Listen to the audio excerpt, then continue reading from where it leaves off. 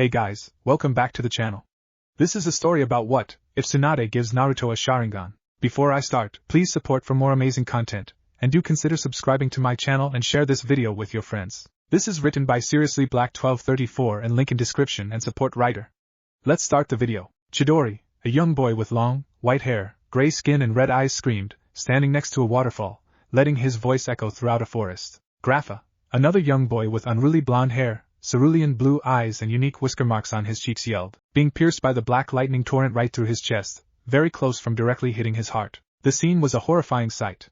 The dark fighter stood with one arm through his enemy, and the other part holding his enemy's right shoulder, locking him in place, just waiting for the blonde to cry and beg him for mercy, or once again to beg him return to the village he just defected from, Konohagakure. The village hidden in a leaf, a place he despised. It was a pathetic piece of land, full of weaklings, crybabies and annoying banshees. The boy, a young Uchiha called Sasuke, got a very tempting offer from the leader of the village hidden in the sound, Orochimaru. An offer to train him, give him the power he longs for and deserves, to be able to finally avenge his clan and wipe out the bane of his existence, Itachi Uchiha. Of course though, the village and the Godame Hokage, Tsunade Senju, had a problem with him leaving and sent out a group of ninja to retrieve him, namely Shikamaru, Chuji, Kiba, Niji, Rock Lee and Naruto. While the most ninja were distracted by the elite of Orochimaru, the Sound 4, Naruto followed Sasuke to the fated place they are now standing at, the Valley of the End. Between the stone eyes of the Shodame Hokage, Hashirama Senju, and the first Uchiha, Madara, now two genin stood, or rather one, while the other one was still lifted in the air by a now non-electrified hand. Sasuke was surprised by the amount of power the supposed dead last had, especially after he formed a Rasengan and used Kyuubi's chakra, turning him into a fierce, animalistic warrior. Though still, the self-proclaimed Avenger was in for the biggest surprise yet. Naruto slowly lifted his gaze to look into the traitor's red Sharingan eyes, and much to the Uchiha's surprise, Naruto didn't cry, or beg for anything or just instantly died. No, he smiled. The only more surprising thing than that was the words that he muttered hoarsely. Thank you? The warrior in his curse-marked second state was briefly speechless, but then answered. For what, Dobe? For ending my existence. Even with a venomous seal poisoning his thoughts, the traitor was visibly surprised by his answer. The hyperactive idiot, with his eternally lasting, shit-eating grin, was grateful that somebody killed him? Said Knucklehead interrupted his thoughts. I have finally fulfilled my purpose. Everyone back in Konoha made it very clear that I'm worth nothing. I'm not allowed to eat, to be trained, and certainly not to be liked, loved, or appreciated. He then tilted his head a bit downwards, and coughed up a little load of blood, which landed on the floor. With his last ounce of power, he looked back into the Avenger's eyes, with tears forming in his eyes, and an even brighter, grateful smile on his face, while a free-flowing line of blood left his mouth. I hate this village as much as it hates me, and I am finally able to let go. The only thing that makes me happier than to die, is knowing that you'll pass out from chakra exhaustion, and someone will drag you back to this hellhole. Congrats, you deserve each other. Everyone will be relieved. Kakashi has Noon that expects to be trained every day, Sakura won't have me begging her for dates, and you won't have me standing in your way. You'll never have to endure the pranking demon dead last anymore. Sorry for bothering you all with my existence. His last words would be something the Uchiha would not forget, while Naruto looked deeper into his eyes, and placed his hand on the Avenger's shoulder in an almost brotherly way. These words were, Thank you, Sasuke. Today, you turned the world into a truly happier place. Not able to endure the sight any longer, especially seeing the severity of his gaping wound and his already deadly blood loss, Sasuke pulled out his hand, letting Naruto fall backwards, straight down the waterfall. This is the end. The last thing Naruto felt was the air running through his hair, and the water splashing around him. After looking a last time into his rival's eyes, he closed his peacefully. Hold your breath and count to 10. Sasuke watched the lifeless body of his former teammate accelerate towards the lake at the bottom of the Valley of the End. He dropped to his legs, and clutched his hair. Feel the earth move and then, hear my heart burst again. His now aching red Sharingan eyes released a few tears, while he continued to watch the corpse of the blonde flow down together with the waterfall. For this is the end. I've drowned and dreamed this moment. The body of the Jinchuriki, seemingly in a deep slumber, painted the water from the cascade red, coating him more and more in his own, now watery blood, until he landed into the lake with a resonating splash sound. So overdue, I owe them. Swept away, I'm stolen. His body went down the lake without a single move. His mind was already blank, his senses dull. The only thing holding him barely alive was Kyuubi, but the struggle against water was almost pointless. Let the sky fall, when it crumbles, we will stand tall, and face it all together. An unknown force dragged him into a little cave-like hole at the bottom of the lake. Meanwhile, Sasuke felt himself succumbing to the chakra exhaustion, and passed out, lying beside the torrent of water. Let the sky fall, when it crumbles, we will stand tall, and face it all together. At skyfall, in the forest nearby, a few minutes ago. Come on, Pakin, we have to go faster, a gray-haired, masked man yelled, while running towards the direction his summon told him to go to. I'm going as fast as I can, Kakashi, the dog summon yelled back. Then, a terrifying noise filled the man's ears. Very faintly in the distance, he could hear the chirping sound of 1,000 birds. No, Kami, please let me be on time. Please, he thought while running even faster. Then, he reached the place destined for the boy's encounter. Very easily, even through all the rain, he could spot the long, white hair of his former student. Running over to him, he saw it was the by Orochimaru's curse-sealed deformed, and now unconscious body of Sasuke Uchiha. He seems to have nothing serious besides his chakra exhaustion, so he's just unconscious, Kakashi muttered, checking the boy's body for any injury and feeling his pulse. The copy ninja turned towards his summon, and saw his sad, downcast face. He knew what that meant, but he didn't want to believe it. Pakken, where is he? I can smell a strong scent of his blood, meaning he bled a lot. His trace leads down the waterfall. Kakashi immediately went to look down the waterfall, and saw the sickening pool of blood spreading into all directions of the lake, and down the river. Shining to the side of the lake, he looked into it, stuffing his face into the water. But besides a cloud of Naruto's blood, he couldn't find him. His summon followed him, and spoke. Kakashi, I have no trace of him, and this blood is already a few minutes old, and it leads down the river. At this point he died from blood loss or drowned because of the river's pressure and speed, and his body is already out of our reach. I'm sorry. Kakashi stood up, took the body of Sasuke, and walked back to Konoha, an empty gaze plastered on his face, while he dispelled his summon. Knowing that Sasuke was fine besides a few bruises, Kakashi was in no real rush to reach Konoha. He silently cried for the student that failed and now was placed on his shoulder, and the student he failed and was now already far away, his corpse unfound. I'm sorry, sensei, I am a failure. Konoha, a few days later. Noise everywhere. That was the current situation in front of the Konoha gates. Everyone was loudly discussing about the three still missing ninja of the leaf, Sasuke, Kakashi and Naruto. Though most concern was for the first two, only of the remainders of the Konoha 11 and their senseis, the Konohamaru Corps, Iruka, Jiraiya, the Hokage and her friend Shizen talked about Naruto. Even though he annoyed them all, close to the point of insanity, he had a place in all their hearts. 2 days earlier, Lee, Niji, Chuji and Kiba were returned to the village. Kiba and Lee only had minor injuries, while Niji and Chuji both were in critical condition because of their intense fights, and Chuji especially for the use of the Akimichi red pill. Due to a medicine developed by Tsunade though, even he could survive and was currently able to recover in the hospital, along with the others. Guys, look, someone is coming, a bun-haired girl called Tenten yelled to everyone, quickly getting their attention to focus on the distant figure closing in. After a while everyone noticed it was Kakashi. Immediately, everyone ran into his direction, noticing that he appeared to have all time in the world. When they reached him, everyone's gaze went to the limp figure on Kakashi's shoulder. Their eyes, particularly of the Sannin, Ino and Sakura widened in horror. That's, Sakura began in a whisper. Sasuke-kun, Ino finished in a similar quiet voice. Is he alright, Kakashi-sensei? It's only because of this curse mark he looks like that, right? Sakura said in a desperate voice. Kakashi did not even bother to answer her, to even look at her. His empty gaze just went straight forward, his legs carrying him to the hospital without a hurry. Yes, but you need to accept the mark before it can fully transform you. Whatever Sasuke did, he did it with his own free will. Jiraiya explained to the group of now 2 silent civilians, the Konoha 11 and the other ninja. Kakashi, where's Naruto-kun?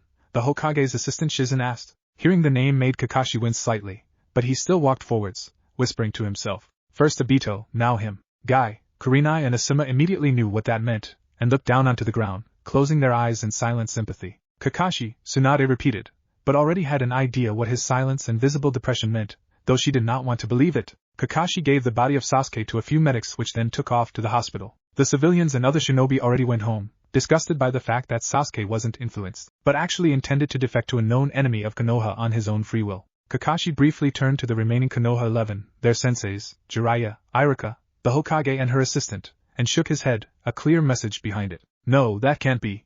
Nisan can't be dead, Konohamaru cried while hugging his friends Moegi and Udan, which were crying as well. Everyone was dead silent, not wanting to believe the news.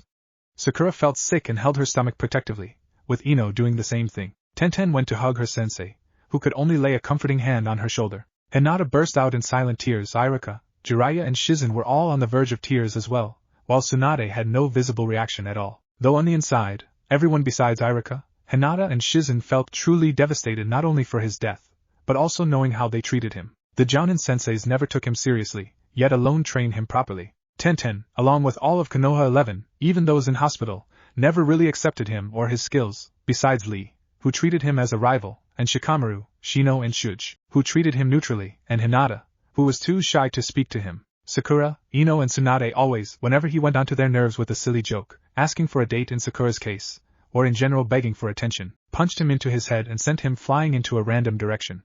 Now though, everyone missed his foxy smile and loud voice. Sakura-chan, don't worry, I'll bring back Sasuke, whatever it takes. That's my promise of a lifetime, and I never go back on my word. That's my ninja way. Whatever it takes. Why did you have to take that so seriously, idiot? Sakura cried silently, while Ino went to her and hugged her for comfort. No, Naruto-kun, Hinata thought in mute despair. Ino, tell your father to come to Sasuke's room in the prison part of the hospital tomorrow at 8 in the morning. The Godame Hokage ordered in a forced calm voice, masking her emotions. Hi, Hokage-sama, Ino choked out. Tsunade Jiraiya started, but was interrupted by her. You Jiraiya, go to him immediately. You have to counter his curse mark, and try to lock it away, she ordered. But are you? That's an order, Jiraiya. Nodding silently in defeat and sighing, Jiraiya went after the medics and Sasuke. Wait, Tsunade-sama, Shizen said in hurried, and still sobbing voice. But it was too late. In a swirl of leaves she disappeared, leaving everyone behind to their thoughts.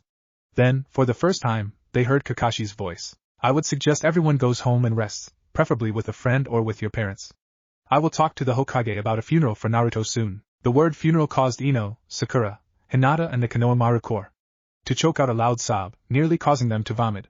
Kakashi then, too, left in a swirl of leaves. Hokage Tower. If someone would now stand in front of the Hokage room, he or she would hear three noises: the sound of glass hitting something, sounds of gulping, and sounds of sniffing and sobbing.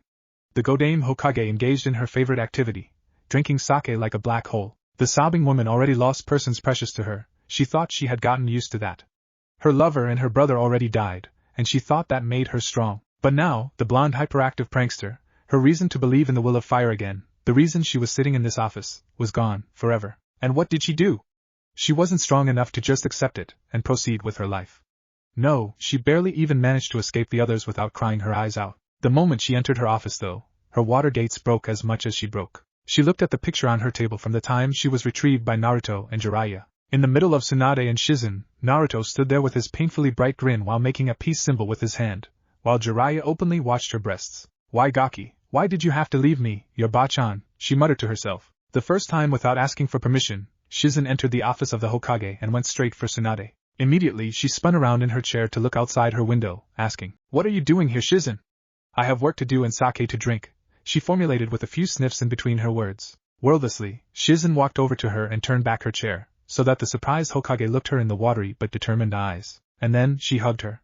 Hugged her as tightly as humanly possible. What? Shut up, Tsunade. That surprised her even more. Shizen never dared to be disrespectful to her, either by just walking in nor, especially not, by talking to her like that. She interrupted her thoughts. I know you're hurt. You are as everybody else is. So stop trying to do this on your own. Noon should endure something like this alone. You already did twice too often, Shizen explained while crying her eyes out. Tsunade struggled half-heartedly at first, but eventually hugged back and cried deep into Shizen's shoulder. Why? What did he ever do wrong? Why couldn't I die instead of him? An already broken soul in exchange for such a young and alive one. Don't say that, Tsunade. He wouldn't want to hear you say something like that. But I miss him already, Shizen. He is the reason I even am here. He never became Hokage. He saved my life and he saved my existence, and I did nothing in return for him. I just miss him, Shizen. I know, Tsunade, I do too. Valley of the End. Kit, wake up. Kit, huh? Oh, it's you, Kurama. Wait, what happened? I thought I'm dead. Apparently, someone saved you and dragged you into an underground cave. Currently, both your savior and I are healing you. You should wake up right now. And in that exact moment, he woke up, lying with his back on a stone ground, looking at the cave's wall. You mock me, Shinigami. I'm not even allowed to die now. Your time has yet to come, young shinobi. Following the voice, he saw the outline of a human-looking figure, although everything of this person glowed in a light blue color. He had long black hair, and wore a metal battle armor, colored red and black. His face was covered in strange green marks. Who are you? I am the protector of the temple ahead of you, the spirit of Hashirama Senju. Hashirama Senju? You mean the Shodame Hokage? Yes. When I was amongst the living, I built a hidden temple right here, at the Valley of the End. When the time comes, a descendant of a Hokage, or a Hokage himself should be sent out to find this temple with my knowledge in it. But I am neither the Hokage, nor the descendant of a Hokage. Yes, young one, you are. My spirit only comes to help one of those people. As far as I can read your bloodline, you're the son and therefore a descendant of the Yondaime Hokage and his wife, Kushina Uzumaki. I can see her bloodline in you too. The Yondaime is my father? The hero of Konoha is my father, and Noon bothered to tell me? Naruto shouted angrily at the ghost in front of him. Yes, young shinobi. You are a descendant, and therefore have access to my temple. I can say that you have an unawakened bloodline ability, which is called chakra chains. I can only tell you have it, though. How to activate and use them, though, I cannot tell. This will be your responsibility. Now, do you wish to accept the knowledge from this temple? I must warn you, ahead of you lies a path of work and pain. The techniques here are difficult, and it takes a lifetime to perfect them. Do you understand? Maybe this is a good idea. After that, I can go somewhere else, and maybe build up a new life. Far away from Konoha. Yes, I understand. It's not like I have something to lose now anyways. Very well, follow me then, Hashirama said, and turned towards the entrance of the temple. Wait a second, Kit. I have something for you, Kyubi said while spawning a scroll in front of Naruto. What's that? Naruto said, picking it up. Is that? Yes, Kit, it is. Awesome, thanks 1,000 times, Kurama. And wait a second. What is it, Kit? Whenever I use your chakra, my eyes turn red and slitted, right? So could you please give me enough chakra so my eyes stay like that permanently? Very well, Kit, the Kyubi said, while infusing Naruto with enough of his power to turn his eyes red and slitted. Since the amount of chakra needed was insignificant, the transformation was able to be held permanently. Thank you again, Kurama. Is something the matter? Are there any preparations you need to take? The ghost asked the now red-eyed Jinchuriki. Go ahead, I only have one more thing to do, Naruto said while Hashirama nodded, continuing to walk into the temple. Naruto took off his forehead protector, remembering the day Irika gave it to him. He had been so proud to have it given to him, but day after day, he felt more and more sick looking at the all-too-familiar sign. Taking a kunai, Naruto slashed through the Hittite, and put it on again, permanently signalizing his disconnection from his own personal hell. Konoha Hospital, Prison Wing. Good morning, I'm assigned to the room of Sasuke Uchiha. May I have your name, please? Inoichi Yamanaka. Ah, yes, Mr. Yamanaka. He's in room 321, down the corridor, the third door left. Thank you, ma'am. Inoichi followed his instructions and went to the room, where he was greeted by the sight of the Hokage and her assistant, Kakashi, Jiraiya, Irika and the whole of Konoha 11, with Sasuke instead of Naruto. Ah, hello Inoichi. I'm glad you could make it in time, the Hokage started. No problem, Hokage-sama. But what exactly is my task? Tsunade closed her eyes and breathed deeply once, and looked at the blue eyes of the Yamanaka clan head again. Whereas you can see, Sasuke was successfully retrieved from his defection. The whereabouts of Naruto are still unknown. We need to know exactly what happened in their fight. Thus, you will lead us through his memories, and show us the events. Inoichi nodded in understanding, and looked at his next target closely. He saw the empty look in his eyes, that ignored every movement, and every sound whatsoever, and simply gazed at the wall. Has anyone yet tried to talk to him? Inoichi asked curiously. Yes, we all did, but he's completely unresponsive. Since he has woken up, he hasn't spoken a single word, with none of us, Kakashi replied. And do you think you're in any physical shape to be here? From what I've heard you were pretty badly injured. Inoichi asked the now already standing Lee, Chuji, Kiba and Niji. Yash, my flames of youth are already burning again, Lee shouted in enthusiasm, causing everyone around him to sweat drop. Alright then. Everyone who wants to follow into his mind, please touch me or someone who already touches me. Everyone touched Inoichi, clearly interested in the events from the Valley of the End. Okay then let's go. Mind transfer jutsu, the clan had told, while all of the bodies in the room went limp and followed him into Sasuke's mindscape. Now, everyone please stay with me. It may take a while until I find the correct memory. Inoichi informed everyone, who nodded in understanding. Here, I found one where Sasuke and Naruto seem to be in, and there is a fight. Let's go, the Mind Walker told the group of shinobi. Upon arriving in the memory, they saw a scene from not too long ago, Gaara in his giant Shikaku form. Though, it was surprising to see Naruto standing on a gigantic frog. What the hell is that thing? Kiba asked the stunned group. That's the Toad Boss summon, Gamabunta. I trained Naruto to summon him, Jiraiya told the group in response. Impressive that he was already able to do that, Tsunade muttered in awe, with everyone nodding. Then, they saw how Naruto landed a quite hard headbutt into Gaara's face, causing his sand defense to break, and the clawed grip on Sakura to do as well. Wait, he saved me? I thought that Sasuke-kun saved me, Sakura stuttered out. Well, it doesn't seem like that, Kakashi said while bowing his head down. Sakura knew how much she laughed at Naruto whenever he told her that he saved her. Now to find out that it actually was the truth, and she never got to thank him, left her heartbroken and sobbing. Ino, again, comforted her. Daddy, that's the wrong memory. Please find the real one. Yes, I'm already at it, sweetie, Inoichi answered, opening what he thought was the correct memory. Now, they actually found the correct memory, with Sasuke and Naruto panting, while Sasuke charged a black Chidori. After all the events from Chapter 1, the group was left behind speechless, everyone sulking for themselves. I think that's enough, the head Yamanaka whispered while transferring everyone back into the real world. After everyone, including Sasuke, had woken up from the mind reading, the room was filled with awkward silence and silent tears, openly shed by everyone except Niji, Shikamaru and Shino, who tried to compose themselves. Though, crying or not, everyone shared the same thought. I'm sorry Naruto, I could have been there for you. My flames of youth have been extinguished. But for the sake of my eternal rival, Naruto-kun, I will let them burn brightly once again, Lee declared, though without his usual energy. I have failed. The first time as a leader, and I have failed. Shikamaru muttered to himself, gripping his hair while being comforted by Chuji. No, I have failed as a teacher. I favored Sasuke, hoping that he would not lose the already little connection he had to the village, and look where it brought us. I taught Sasuke an assassination technique he then used to kill his own comrade with. Obito was right, I betrayed my comrade, I am lower than trash, Kakashi muttered, sulking for himself. No, I have failed him. If I would have trained him better, he would be here now. I should have taken care of him, for Minato's sake. Jiraiya whispered to Noon in particular. We should have. Tsunade added. Minato's sake? What do you mean? And what was that about a demon Naruto talked about? Neji asked curiously, getting everyone's attention. Since he is dead, I guess there is no use in hiding it any longer. Tsunade started and sighed. The Kyuubi that attacked Konoha once was never killed by the Yondaime. He was sealed into his newborn son, Naruto. Noon was allowed to know that Naruto's father had many enemies, and that would have put him in great danger. If you ever wondered why Naruto was glared at, ridiculed or even attacked, the Kyuubi is the reason. Everyone teared up even more at the added information, and thought of how they treated him, fully understanding where his impression that everybody would be relieved by his death would come from. And here I was, talking about my horrible destiny, Neji thought. Kiba meanwhile patted a whimpering Akamaru, Sakura, Ino, Tenten, Shizen, Hinata and Iruka simply cried, while the others now made plans. Sasuke Uchiha Tsunade started, the name dripping with venom and turning to the still unmoving avenger for your crimes against Konoha and a Konoha shinobi. You will be sent into a prison for the rest of your life. Your chakra and sharingan will be sealed eternally, and your mouth too, so Noon has to hear your traitorous voice ever again. Remember well how this hospital looks like, because this will be the last thing you see before your cell. Umbu, Tsunade roared as two masked shinobi appeared in a cloud of smoke. Take this traitorous, despicable, weak, snake-loving excuse of a shinobi into the deepest and best protected prison cell you can find. Seal his chakra, sharingan and his mouth. Got it? Tsunade ordered, while the two Umbu nodded and took off with the arrested Uchiha. Hey, what happened to bro? His summoning contact broke. A suddenly appearing Gamakichi asked Jiraiya. Hello Gamakichi. We should go to Gamabunta together to talk about Naruto. I think he would like to know the whereabouts of Naruto as well. Jiraiya responded. Gamakichi picked up his sad tone and nodded, leaving together with Jiraiya in a puff of smoke. I have to go back to the academy, Iruka said emotionlessly, not fully believing the situation. I will go to the memorial stone.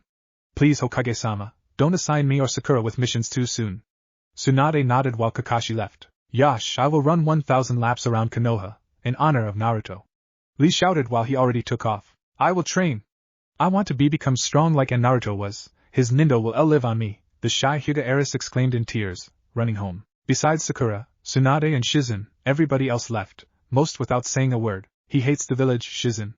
I was there the whole time. His love for the village brought me here and I couldn't figure out that he hated it, Tsunade said disbelievingly, to Shizen and to herself. I'm sorry, Tsunade-sama, I should have noticed as well, Shizen replied. Hokage-sama.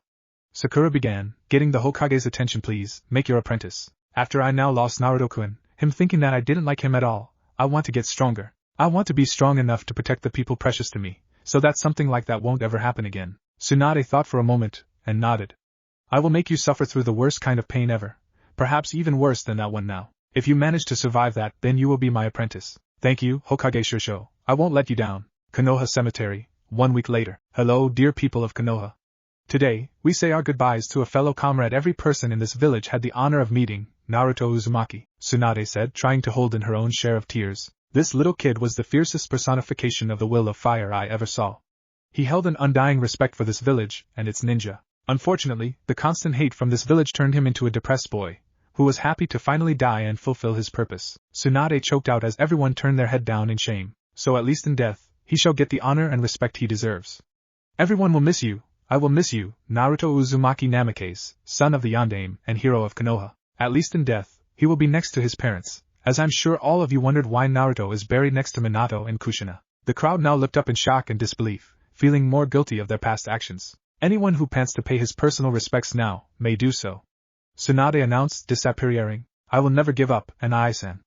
I will fulfill your dream to become the Hokage, and honor your name until my last day, Konohamaru said, dropping his goggles on Naruto's gravestone. Thank you for your support, Naruto-kun.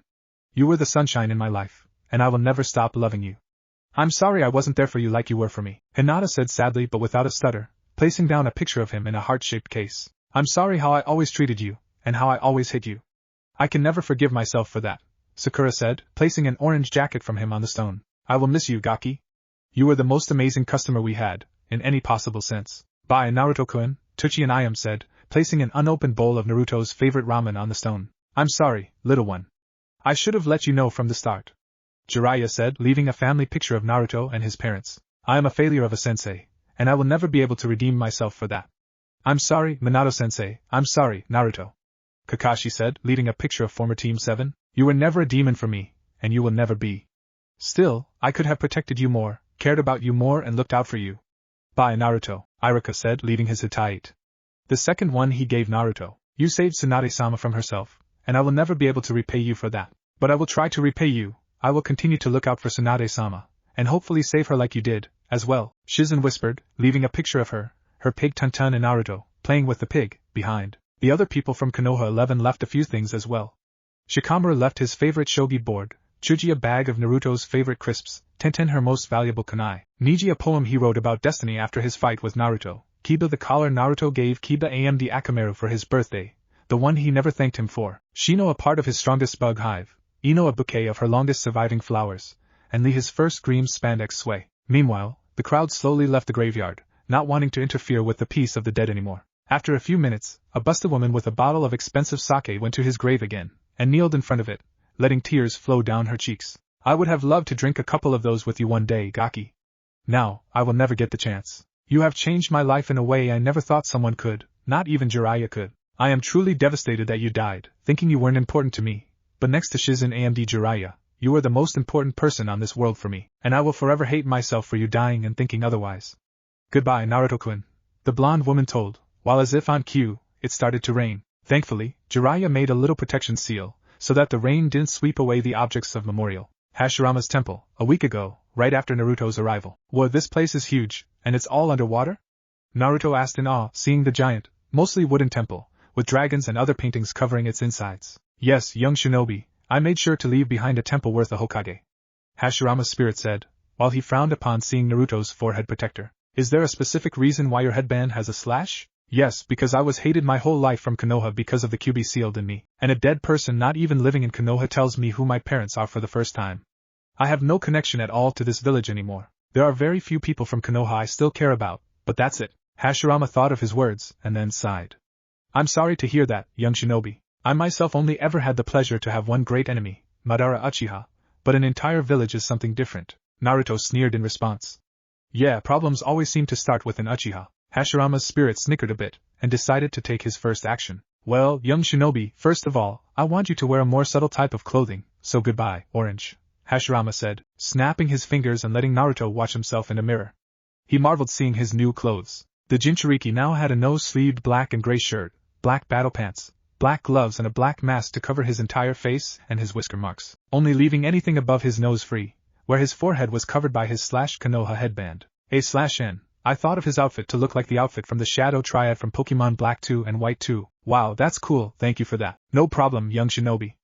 Hashirama wanted to continue, but noticed a familiar piece of jewelry around Naruto's neck, immediately causing his eyes to widen. That hat's my necklace. Where did you get that from? Naruto, too, noticed he still had that present from Tsunade tied around his neck. Oh, that? It was a present from Tsunade Senju. I guess she's a descendant of you. She's the Godame Hokage. Wow, at last we are back on the throne of Konoha. Yeah. Hey, the Hokage knows about everyone's family from the village, right? Yes, without any exceptions. So she knew, too, and didn't tell me, Naruto said bitterly, looking at the green crystal around his neck, stuffing it into his shirt. Once again I am sorry, that my own kindred would fall so low. Even though I can sense your honesty, I still don't believe it.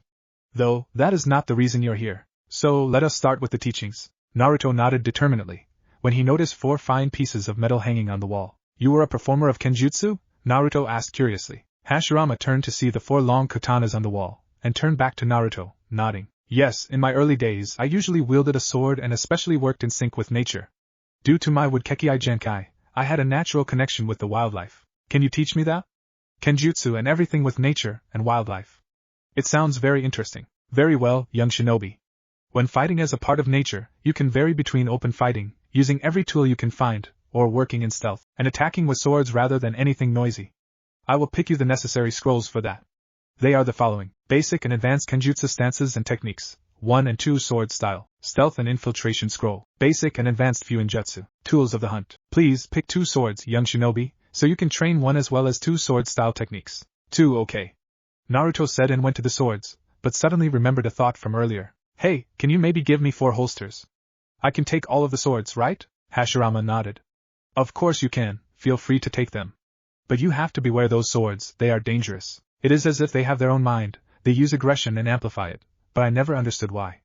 Always think with a clear head while using them. Alright, thanks, Naruto replied in joy, while he stuffed 2 swords into the holsters on his back, so the hilts pointed into the sky, prepared for later use, and took 2 of the swords into his hands, leaving the holsters on each side of his hips empty, while he felt thrilled for his lesson. So rule 1 of Kenjutsu, those swords are your life, never lose them. Temple of Hashirama. Hey Kurama, one more thing. Can you color my hair red like my eyes? With that blonde hair, someone might recognize me once I'm out of here, even with the mask. Yes Kit, I can do that, and by the way, you maybe noticed that your senses are heightened a lot. That's because of your eyes. You can control the chakra flow into them yourself. It works like a dojutsu, even if it isn't one. Perfect, thank you Kurama. Alright, young shinobi, your lessons will start. First of all, the swords you have are special. They can be more powerful and will glow red if you want to, but you will lose control of yourself in the process. You can regain it, but the more powerful your swords are, the harder it is to regain full control. In the beginning you will hear whispers, but those whispers turn into real voices, and then screams, asking for blood. Noon has ever yet lost control entirely, so I can't tell you what happens then. Legends tell that a demon lives in there, and fights an eternal battle for control, which Noon ever won or lost. Naruto nodded in understanding and carefully inspected the swords he already had in his hands. He almost felt their power and potential, and he would try to remember the immense threat. Though, he was no stranger to holding in aggression. Now, there are 2 main stances and styles I want you to focus on. They are called Shurin and Sorisu. Shurin is an offensive, and Sorisu a defensive stance. As a ninja in general, you should be flexible and able to adapt to anything the enemy might throw at you. You can find the stances in your Kenjutsu scroll, and how you counter attacks or deflections by your enemy. You may start with them. Okay, Tajukage Bunshin no Jutsu, multiple shadow clone jutsu. Guys, you will train those sword stances here from the scroll, and the fighting styles in general. Got it? Got it, the clones yelled in unison. I see you already found out the secret of the clones, I'm impressed. Yeah, on a mission, I found out that I remembered everything my clone did, even though I wasn't actually there. So I figured that something was special with them. Very well, the stances are the center of your training, so it's good that the clones start with them. Another central point is that you learn to infuse your blades with elemental chakra. They will get stronger like that, without the drawback the sword's powers give you. Okay, then I will show you a few Kenjutsu techniques. The first one is the animal blade. Animal blade is a general name, as every person has to find its own animal, or creature it can sync best with. There was once a very powerful ninja which used a dragon, and therefore had the dragon blade. You have to take animals from the wildlife you have the best connection with, and focus on it, pleading for its strength. An animal spirit will come and help you. This technique is perfect to gain the upper hand in the beginning of a battle, since it enhances your strength and speed, but it constantly drains your chakra, and the force should not be used throughout the whole fight. Do you think you know what your spirit may be? I have a good connection to the Kyuubi, and since it actually is something like a wild fox, I guess I will make it the fox blade. Really, Kit? You want to beg to me for power even more often, taunted the demon, snickering, even though he was happy a bit. Very well then. Focus yourself onto the spirit of the Kyuubi, its voice, sound and how it looks like, and plead it to aid you and your sword, while pumping chakra into it. Then you swirl it like that A/N. Imagine how Genji from Overwatch does it when he ults, and in your case, say Kitsune no Ken Wakuri A/N. How I understood it, it means, the fox becomes me. Then you have the one sword style, Fox Blade. Naruto nodded and created shadow clones, instructing them with the technique and to practice it. The next technique is perfect for attacking a big mass of people at once, but it leaves you very open for attacks until you charge it, and you will have to have someone cover you in a fight so that you can use it. It is called two-sword style, twin sword slash. Infuse the swords with your elemental chakra briefly after you slashed with them, and you let a wall of your element follow it. This should be used when covered or at an extreme advantage, because of how open you are before the use. Naruto nodded, and instructed another group of clones to do the task. Alright, that is enough Kenjutsu, the other techniques can be learned at another time. The stealth and hunting training will be done when you have a bit of experience with the swords. Now we will do a few seals that will come in handy, as they are either practical in everyday life, like storage or gravity seals, or seals which can be devastating weapons, such as explosive and fire seals. Please, let's sit down, so you can practice the seals. Naruto sat down in preparation for his Fuinjutsu training. A year later, throughout the whole temple, the dominating sound was metal on metal, together with the sound of air being cut, and an occasional clone being dispelled. Gracefully swapping between Shurin and Sorisu, Naruto currently fought against 4 shadow clones with only one sword. Kitsune no Ken Wakuri, Naruto yelled while swinging his sword, while a smaller, entirely red version of the Kyuubi swirled around the sword, roaring, and disappeared quickly afterwards. Meanwhile, Naruto started to continuously slash through his clones, dispelling them one by one, until only a squad on the other side of the temple hall was left, which closed in on him. Naruto drew his second sword, and stood still for a few seconds, breathing in and out. The moment the clone squad nearly reached him, he opened his red-eyed, and seemingly jumped through his opponents, his swords pointing outwards like wings. Then directly behind him, a visible wall of wind followed, slicing through the clones and throwing them into all directions, dispelling them. Seeing that his spar was successful, he dropped the swords, letting them slide into their hilts, and he breathed out, lying down. You fought well, young shinobi. Meet me at this gate there in half an hour, Hashirama said, while Naruto nodded. Naruto went into his assigned room, a simple chamber with a bed and a wardrobe for clothes or weapons. The Jinchuriki prepared his normal kunai, his kunai with several seals, and prepared to go to the mysterious gate at the eastern side of the temple. While he thought about his past in Konoha, admittedly, he did miss a few of the people who actually didn't do him wrong at all. The Ichirakus, which always treated him kindly, Lee, which was the most optimistic and kind ninja he ever met, and the Konohamaru Corps. Then, he remembered the bad memories. The rest of the Konoha 11, which either ignored or ridiculed him, all the older villagers which thought of him as the demon, and the older ninja, which did not tell him that he was the Yandame's son.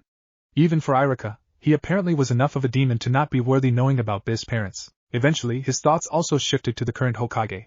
He had to admit that she was, hands down, the most beautiful woman he has ever met in his entire life. True, he thought Sakura was very pretty once, but Tsunade was downright gorgeous. Yes, it was only a genjutsu to hide her actual body, but still, she looked breathtaking once in her life. Even though he saved her together with Jiraiya, and he thought of her as something like her grandmother, she strode into office with his help, and basically behaved like a stronger Sakura, though he only wanted someone to talk to. Tsunade had her share of emotional scars as well, and he thought it would be the best to talk to her, thinking they had something in common. Apparently, to her he was the same as he was to anyone else.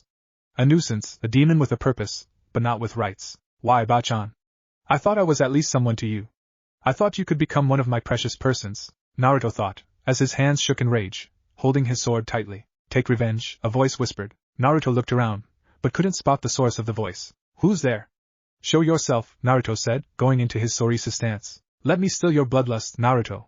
The voice whispered again, then Naruto realized it came from the sword. Looking at it, Naruto briefly had faint visions of fighting, burning villages, and blood around him, and heard the whispers of the sword to let it go. For a millisecond he thought about it, but quickly shook his head and dispelled the thoughts from his mind. Note to myself, don't think about Tsunade, Naruto thought, jokingly, picked up his tools, and took off to the gate. Konoha Cemetery. The currently kneeling woman sneezed, but looked back to the grave, reminiscing about the person that now slowly, ultimately became the most important person in her life. Ironically, she realized how much of a sunshine this particular person was more and more every day after he died. The never-ending source of inspiration became her inspiration, and she wanted to honor his work and his wishes, even though in the end, he lost his love for this village. Hey Gaki, how is it up there? I hope you were finally able to meet your parents, they were wonderful people. You left quite an impression on a few people. Shizen actually asked to be trained again by me, she wants to be in her best form all the time, so that noon ever dies again on her watch. Jiraiya started to write stories where you get a whole harem for yourself, so that he can honor you in death. No, I haven't become a second Erosenin and read his books, but he won't stop talking about it, not even when I hit him with all my power. Tsunade chuckled, remembering the numerous occasions this happened. She then sighed, and looked intently at his name. Me too. I know that I will never be as good a Hokage as you would have been, but I try my best. Wherever you are, please know that we miss you, Gaki, that I miss you. Very reluctantly, the busty Hokage stood up and went to her office. Wow, how's that hidden under the earth? Naruto asked in awe, seeing the gigantic forest on the other side of the gate. It is a forest artificially, and only created for the purpose of training stealth and hunting, and that's exactly what we will do now. Please find yourself an animal and try to catch it, it's not important which one. Then you have to touch its head and imagine to talk to it, while you pump chakra from your hand into the head of the animal. Each animal has its own destined amount and speed with which you have to work, so every animal is different to hunt. Tamed animals can command others from their kindred, and be commanded by you. Very briefly, you can obtain the abilities of those animals by compressing your chakra coils onto the level the animals are. This is incredibly dangerous, since it is very physically painful and can permanently destroy your chakra coils, but you can do it longer. The better your connection with the animal is.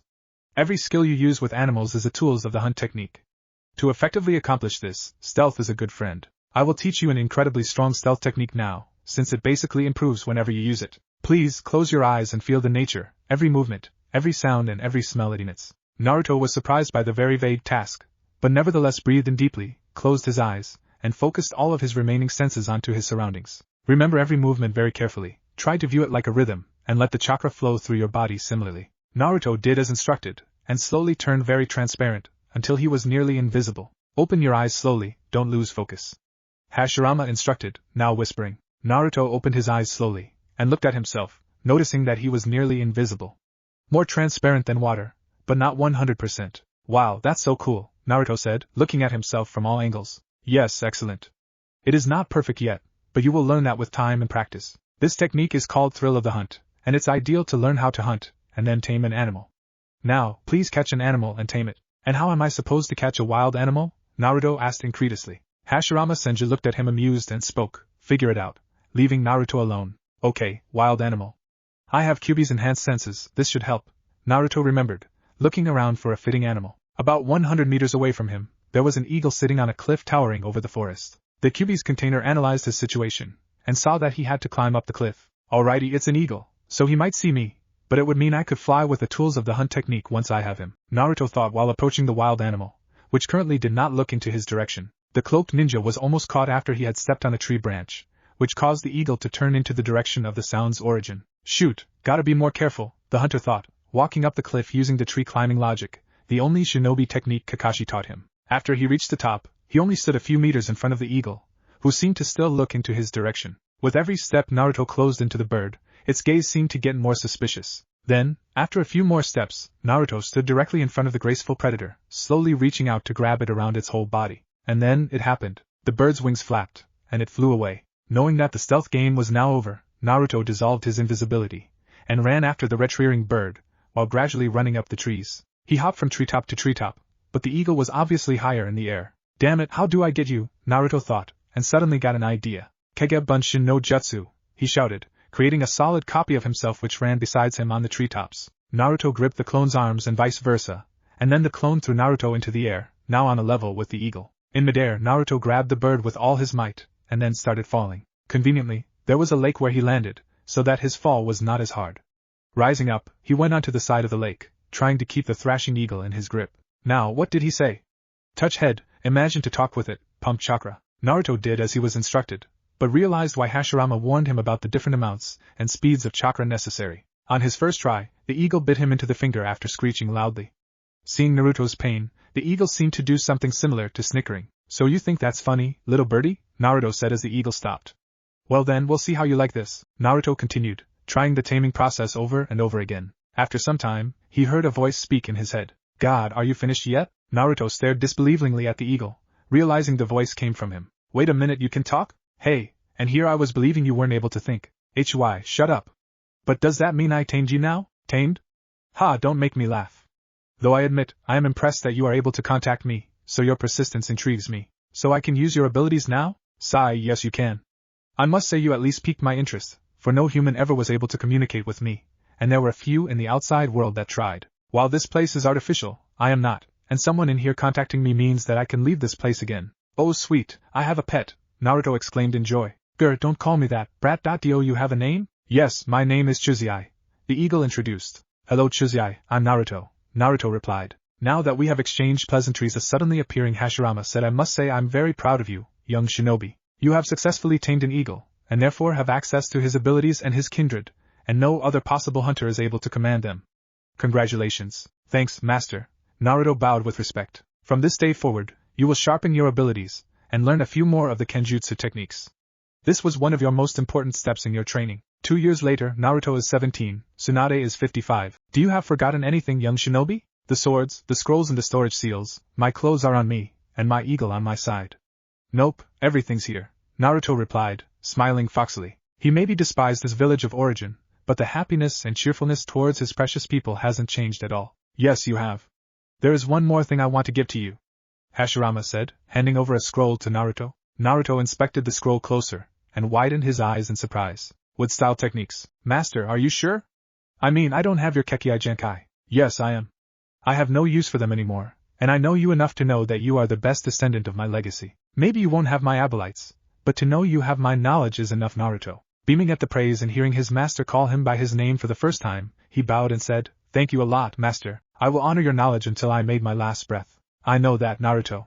Goodbye, and please find happiness, the former Hokage said, tapping Naruto's forehead, rendering him unconscious. When he opened his eyes again, he stood by the lake of the valley the end, a place he knew all too well. So, what are your plans now, Naruto?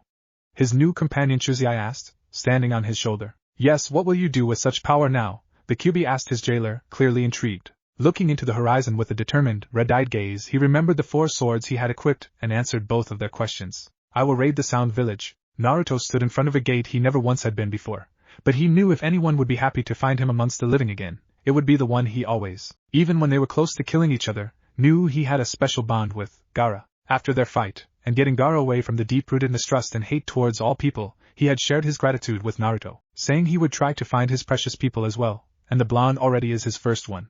He remembered their first encounter all too well. Flashback. Who are you? An annoyed Sasuke Uchiha asked. Sabaka no Gaara. You, he replied emotionlessly. Sasuke Uchiha. I will look forward to our possible fight, Gaara said, turning a bit to the side to go, and stood face to face with Naruto, which looked him deeply into his eyes. The tension rose quickly between them, as they studied each other's eyes very carefully. Kit, be careful around this boy. I can sense Shikaku the One-Tails in him, and his jailers always tend to be psychopaths. Naruto and Gaara squinted their eyes, seemingly getting the same kind of information at the same time, while Temari, Kankuro, Sakura and Sasuke stood beside them, wondering what was happening. Naruto Uzumaki. The blonde-haired Jinchuriki started cautiously. Sabaka no Gaara. The red-haired one replied as cautious as him. Temari, Kankuro, let's go, he said before eyeing the knucklehead one last time, and then disappeared with his siblings. Flashback end. We certainly weren't the best friends there, Naruto thought amused, closing on to the main gate of Suna. Halt, state your business here, the guards shouted, immediately on edge because of Naruto's slash-leaf headband. Yeah, I'm searching for a ninja called Sabaka no Gaara. Can you bring me to him? What business do you have with our Kazekage? Kazekage, eh? Gaara actually made it. Awesome. Some private matters I have to talk about with him. Please tell him the fox wants to play with the tanuki again. Hopefully he knows what this means. The guards looked at each other, confused by the strange message for their leader, but nevertheless sent someone to bring the message. Kazekage Tower. Knock knock. Come in. A stoic voice calmly replied to the knocking sound on the door. A woman with white robes, blonde hair and a gigantic fan on her back entered the room. What is it, Temari? Gaara said, slowly looking into the eyes of his sister. The guards told me there is someone outside who wants to see you, and apparently he had a message.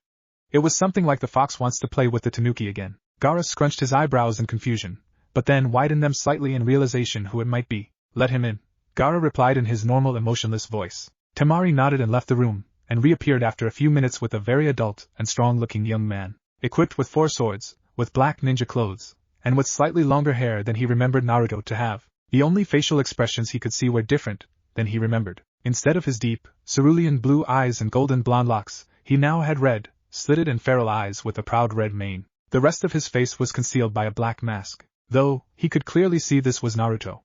Red or blue, he still had the same determined and confident gleam in his eyes, and unfortunately, the still somehow lonely gaze as well. That's certainly a strange code you thought of, Gaara muttered with a slightly amused tone. Well, it certainly worked, didn't it? Naruto replied in a similar amused, yet deeper tone, while he pulled his mask down to reveal his lower face, including his signature whisker marks. Gaara slowly stood up and approached his supposedly fallen friend. They stood in front of each other, until Gaara applied a quick hit into Naruto's stomach. That's for making me think you died, idiot, Gaara said, growling a bit angry, but he quickly recovered, and briefly hugged him in a brotherly way. Welcome back from the dead. It's good to be back, Naruto said, chuckling. Wait, who are you? Temari asked, confused. Who the hell was this person that Gaara willingly hugged? The two broke their brief hug, and the new red-haired person turned around. Don't you remember me? I'm offended, Temari-chan, Naruto said cheekily with his bright, shit-eating grin. He saw how she closely inspected his face, and then her eyes widened and jaw dropped upon seeing the familiar whisker marks. And Naruto? The kunoichi asked, disbelievingly. Hey Temari-chan, he replied. She ran over to Naruto, hugging him tightly. What are you doing here? We were told you died on a mission to retrieve this traitor, Temari asked, hissing the last words. She didn't know Sasuke very well, but she certainly did not like him. Yeah, you won't believe what happened, Naruto smiled, hugging her back. What's that noise? A voice asked, coming into the room. Naruto looked at the man coming in. He had strange purple paintings on his face, a black cat-like suit, and 2 puppets ready for battle. Yo, is that a way to properly greet me, Kankuro? Huh. Wait, what? Kankuro asked, thinking for a few seconds while looking up and down the figure. After he had taken a good glance at the familiar marks on the cheeks, he grinned and gave the figure a hard handshake. Well, look who escaped the Shinigami. How the hell are you still alive, and where were you? We were told you're dead, and I suppose there's a reason and a story for that, Gaara added, pointing at his friends Hittite and the eagle sitting on his shoulder. Yeah, about that. A lot of storytelling later. Gaara was in a deep thinking pose, processing the information given about Naruto's treatment, his supposed death, and his training. Temari looked sympathetic, while Kankuro looked ready to kill somebody. Finally Gaara spoke. Naruto, you have saved me, so I want to redeem myself. As the Kazekage, I offer you the rank of Genin in the shinobi forces of Suna. Since you haven't formally been made a Chunin yet, I will have to put you into the Genin section first. Naruto felt glad that he was offered this opportunity, but he remembered the 2 missions he still had. While I am very grateful for your offer, I have still 2 things I have to take care of myself, and I won't be able to do that as a Suna force. What do you want to do? Gaara asked, lifting his eyebrows. My first mission will be to infiltrate the Sound Village, and hopefully destroy it. There are a few valuable files that Orochimaru has, and I need them. Do you happen to know where I can find mercenaries, good ones? Attack the Sound Village, are you crazy? What the hell are you going to do when you meet Orochimaru there? Temari asked, dumbfounded. That's why I want to hire someone to assist me. Well, if you insist, there are a few suspicious pubs and taverns after going down the main street into the north of the village. There are always people waiting for an offer. I would actually want to come with you, but I can't leave my Kazekage duties now, Gaara replied. I'll come with you. Haha, to go into a battle like that is beyond insanity. I love it, and I can show you which mercenaries are the best. Suna has its own mercenaries, which are directly under the control of Gaara. They don't do regular missions, and not only for Suna. No, those people are every plague the desert lands and beyond have found, and they can work for every village, as long as their loyalty stays with Suna. Since our Jonin team is dissolved, I already joined them, Kankuro said, laughing heartily. Really, you want to come with me? Yes, it's been a long time since I had a good fight, and I want to see what you did the last 3 years. Count me in. Come on, let's find some men, and in the evening we can properly catch up, Kankuro said with unlimited motivation, while Naruto nodded, following him into the next bar to find solid fighters. A few hours later, in the Red Cloud. Ugh, Kankuro, those are good and everything, but Noon is really standing out.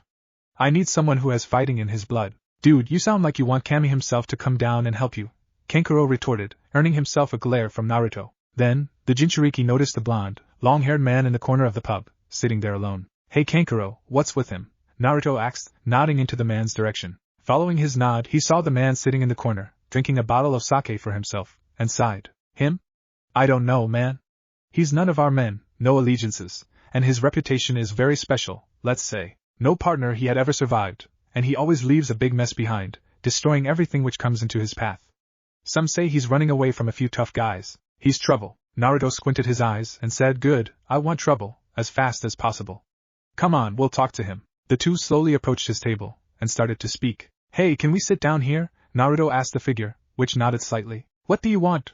There's a reason you're here, right? Yes, I heard you're a troublesome, A/N, very far away, a pineapple-haired young man sneezed, fighter, and where I will go soon, I want the biggest mess ever to be left. So, I have work for you. Work, huh?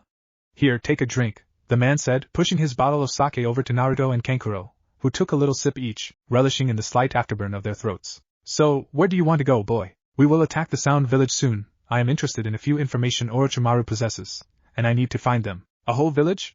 What do you two think you're gonna attack with? Your scary eyes and strange face paintings. Kankuro quickly leaned over the table, being held back by Naruto. Let me go, I'll kill him, Kankuro growled loudly, while the man laughed and took a big sip from his sake bottle. After everyone calmed down again, the former blonde spoke to his possible partner again. Kankuro here is extremely strong with puppets, while I use kenjutsu, stealth and my animal companions. So you need someone for the rougher things, too, the mercenary started. Mess things up, Naruto finished. And what would be my payment? To attack a village with a legendary Sannin in it is very dangerous, you know? We will probably fight our way through to my target. I am only interested in a few files, so you two can basically take whatever you find there. Seeing the still not fully convinced man, Gaara's brother added, and I can ask the Kazekage for a bit of financial payment as well. After some time of thinking, the man nodded, shook Naruto's hand and laughed. Okay kid, you got yourself a deal. What's your name by the way? I like to know my partner's name before joining them into battle immediately. I'm Naruto, but I will have to ask you that my name stays with you. If you tell anyone about my name, you won't receive any payment, and we will hunt you down. The man laughed again, and took a sip from his bottle. I like you kid. Don't worry, I'm no stranger to having enemies and running away, so your name stays a secret. What's your name by the way, and what are your specific abilities? Kankuro asked the man, which now had a proud gleam in his eyes. I'm Deidara, and my ability? Hehe, I make art, yeah. The day after recruiting Deidara, everything had been settled. After a talk with Gaara, Kankuro and Naruto got a little camp for their own two-men mercenary cell in the future, just outside town, and even additional space for Deidara. It consisted of a big, comfy tent, working as their assembly point, and 3 separate tents for sleeping. They formed a square-like camp, while in the middle, there was a nice campfire, surrounded by logs. The whole camp was illuminated by torches standing as high as a normal grown-up person, which surrounded all the tents. Currently, the 3-man group ate their dinner quietly, while the desert had a cool and soothing atmosphere, being looked down by the black night sky. Kankuro and Naruto remained in their black battle suits. Due to Kyuubi's chakra, Naruto was used to unbearable heat, and Kankuro always lived in the desert, so he had no problem with its climate. Deidara switched from his civilian clothing into a beige robe, while he now additionally wore his /tatayite from a Wagakure. "What's your story?" Naruto said, nodding to him. Deidara sighed, and looked deeply into the campfire. "You know I have the Bokuten. A Kekii Genkai, that simply causes explosions in every way possible, was not very popular with the people of IWA. So I left. I was hated for what I have, and probably will be in the future again, but I think it's art. My bloodline makes me special, and I like it that way." The mercenary answered cryptically, not going too much into detail. "Yours?" Deidara nodded to him. Kankuro simply listened while polishing and repairing his puppets. "Basically the same. I have powers that were forced on me, and everyone hated me for it. People laughed at me, betrayed me, and brushed me off whenever I exceeded my purpose. One day, I had a mission to retrieve my defecting teammate. I wanted to die, and he killed me. Or so I thought. I found a place to train, a master, and now I'm here. Konoha thinks I'm dead, and I'm perfectly fine with that," Naruto said, while eating his soup. "This story, it seems familiar. Is it actually him?" Deidara thought, nodding while Naruto told of his past a bit. "Well," Deidara Naruto said after finishing, eyeing his blonde acquaintance, "you told us that you have the Bokuten, right? So, I want you to make the biggest bomb possible. With us, I want you to show your true self, because mine is certainly strange enough, and using puppets is kinda creepy as well." "Ichiwai," Kankuro yelled at the redhead in front of him. Naruto snickered, and continued, "I have no problem with your abilities, and especially not when they will be useful on our mission." Naruto smiled sympathetically. Deidara nodded happily and had a proud grin. "I already took care of that. When you talked to me about the sound, I knew you didn't want any boom, but the boom itself, my finest piece of art. Look." Deidara then took a small figure of clay out of his hand, which actually did not look that impressive. "Now, it might not look like much, but once I drop it, you will see the true power of my art." "Yeah," the blonde shouted ecstatically, while the 2 others both sweat dropped a little at his explanation. "Very well. I asked a few ninja. They told me the Sound Village consists of underground laboratory systems, and an additional village Orochimaru ordered to be built for all of the ninja he collected. I think we will first search through one of his laboratories, and see what we can find there." "What are those files you are looking for anyways? You never told us," Kankuro asked curiously, while Deidara also leaned in. "Orochimaru is known for his experiments, right? I'm looking for 2 of his records, from people I know his experiments have worked on." "Can't you say what those experiments did specifically?" Kankuro whined at the lack of direct information. "Nah, can't spoil too much of their story," Naruto told, nodding towards the reader. Kankuro and Deidara nodded understandingly. That was a reason good enough to compensate their unknowingness. A/N. "Which experiments do you think Naruto is looking for?" "I'll be happy to read your guesses." "Why exactly would Orochimaru build a whole village? Doesn't that kind of destroy his underground reputation?" Kankuro asked confused. "Maybe he wants to have his own actual village. Many people seem to join him the last years, according to the information of the ninja around here. I suppose to make it a bit more inviting to give up your body for a crazy sanin, an actual village is more fitting than some suspicious underground laboratories," Deidara answered. "Yeah, I guess. So, my puppets are finished. My ultimate weapon is formed, and smaller bombs are ready as well. Blade sharpened, burning and explosion seals drawn, and Chuzai ready for battle." "You bet, Naruto." His proud ego cried out. "And don't forget me, Kit," Kyuubi growled in Naruto's head. "People, let's show the sound our arts," Naruto yelled, while the 2 ninja next to him placed their outstretched hands on top of his one. "Right." The next morning, with everything prepared, Deidara quickly called for his bird made out of clay, and the 6 of them, 3 ninja, 3 puppets, took off into the direction of Rice Country. It took a while to cross Amigakure, Kusagakure and Takigakure, but on Deidara's artificial bird, they reached it by the time of noon. "Hey guys, I think that's a laboratory," Kankuro said, pointing to an entrance to an underground passage. "Yeah, looks like it. Land 200 meters away from it, Deidara. We will walk then," Naruto ordered, and his companion nodded. "The entrance. Strange, there are no guards," Kankuro whispered behind the gigantic root of a tree the 3 were hiding at. "This place has to be filled with guards and traps." "Wait a second," Naruto started when he saw a rat running in front of the gate. "Tools of the hunt, rat sight," the Jinchuriki whispered, sending his spirit into the rat. Going as fast as possible, for he couldn't stay in it that long, he ran through the gate. Looking around, he found a gray stone passage, but still, he noticed no guards. Just a dark passage leading straight forward. He left the rat's body then. Naruto's limp body moved again, and then he spoke. "Strange, there are still no guards inside. It's a dark, long passage, so we have to look out for traps. The redhead instructed the others. Inside the passage. Man, this place is creepy. No wonder nobody likes Orochimaru. Kankuro thought out loud, while his companions nodded in agreement. Yeah, it's damn sinister inside here, Naruto said. The three continued to walk cautiously, until they reached a point where the passage split up into 3 different ones. Well guys, it seems noon will see my art now, Deidara said, knowing they would split up now. Then let me give this to you, Naruto said, pointing his glowing hands towards the ears of his partners. On your right ears, you have communication seals. Pump a little chakra into them, and we'll hear everything you hear. Alright, Naruto explained, and the puppet master and Bokuten user nodded in affirmation. Then let's go, Naruto said, walking the path in the middle, while Kankuro went left and Deidara right. With Deidara, being the experienced ninja he was, it was easy to dodge the rather simple shuriken or spiked traps.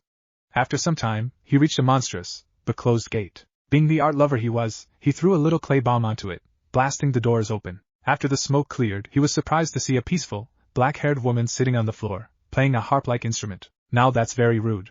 Orochimaru-sama clearly instructed me that I would welcome the visitors here, and not the other way around, the woman said in her extremely sweet voice. Hee, art always introduces itself, and I don't care for that snake. I still have unsettled business with him, Deidara said, preparing 3 clay bombs in his hand. Music is the only true art, everything else is nothing but a perversion of it. The clay user narrowed his eyes. You'll pay for that, he said, going into his battle stance. We'll see, she said, pulling on a string a final time, and suddenly, all of her hair shot out, intending to pierce her opponent. He dodged narrowly, and threw one of his clay bombs in form of a bird at the woman, which was caught her hair that she now used around her to protect herself. Bokuten C1, explosion style, C1. The bird exploded, and the woman was briefly surrounded in a light flash. I must admit she started through the smoke that I certainly felt that. The blonde smirked and spoke. I hope so, I put a lot of effort into my art. With Kankuro. Arg, the hell is that? The puppet user asked while he barely stood on a spike in a ditch he fell in. Apparently, his way was free of ninja, but full of shuriken, fire and now spiked traps. Suddenly, he heard a gushing voice, coming from behind him. Once he fell into the ditch, a mechanism to dispose corpses was activated, and sent out a fast stream of water, which now teared away him and his 3 puppets. He was directly pumped in front of the main entrance, soaking wet. Activating his communication seal, he said, Guys, I'm in front of the main entrance again. There was nothing, the path was full of traps, and had a dead end. The Sannin informed the others. With Naruto, nodding to himself upon hearing Kankuro's whereabouts, he continued to walk down his way, until he reached a great hall, with periodically placed pillars, a torch on each. Still, in the middle, the path continued to a door on the other side, a white light emanating from it. He stopped in the middle of the hallway after suddenly, a familiar voice echoed through the halls. Well, I didn't think I would find a fellow leaf shinobi here. Turning around, the Jinchuriki saw a boy with long, gray hair, black and white clothes, and a sound headband. Kabuto, was Naruto's simple reply. Oh, I didn't think my name was that known yet, but I'm very proud of it. The Konoha missing nin snickered. I'm not sure who you are though. I can't remember any Konoha nin with red hair. Say, do you happen to want to join Orochimaru-sama?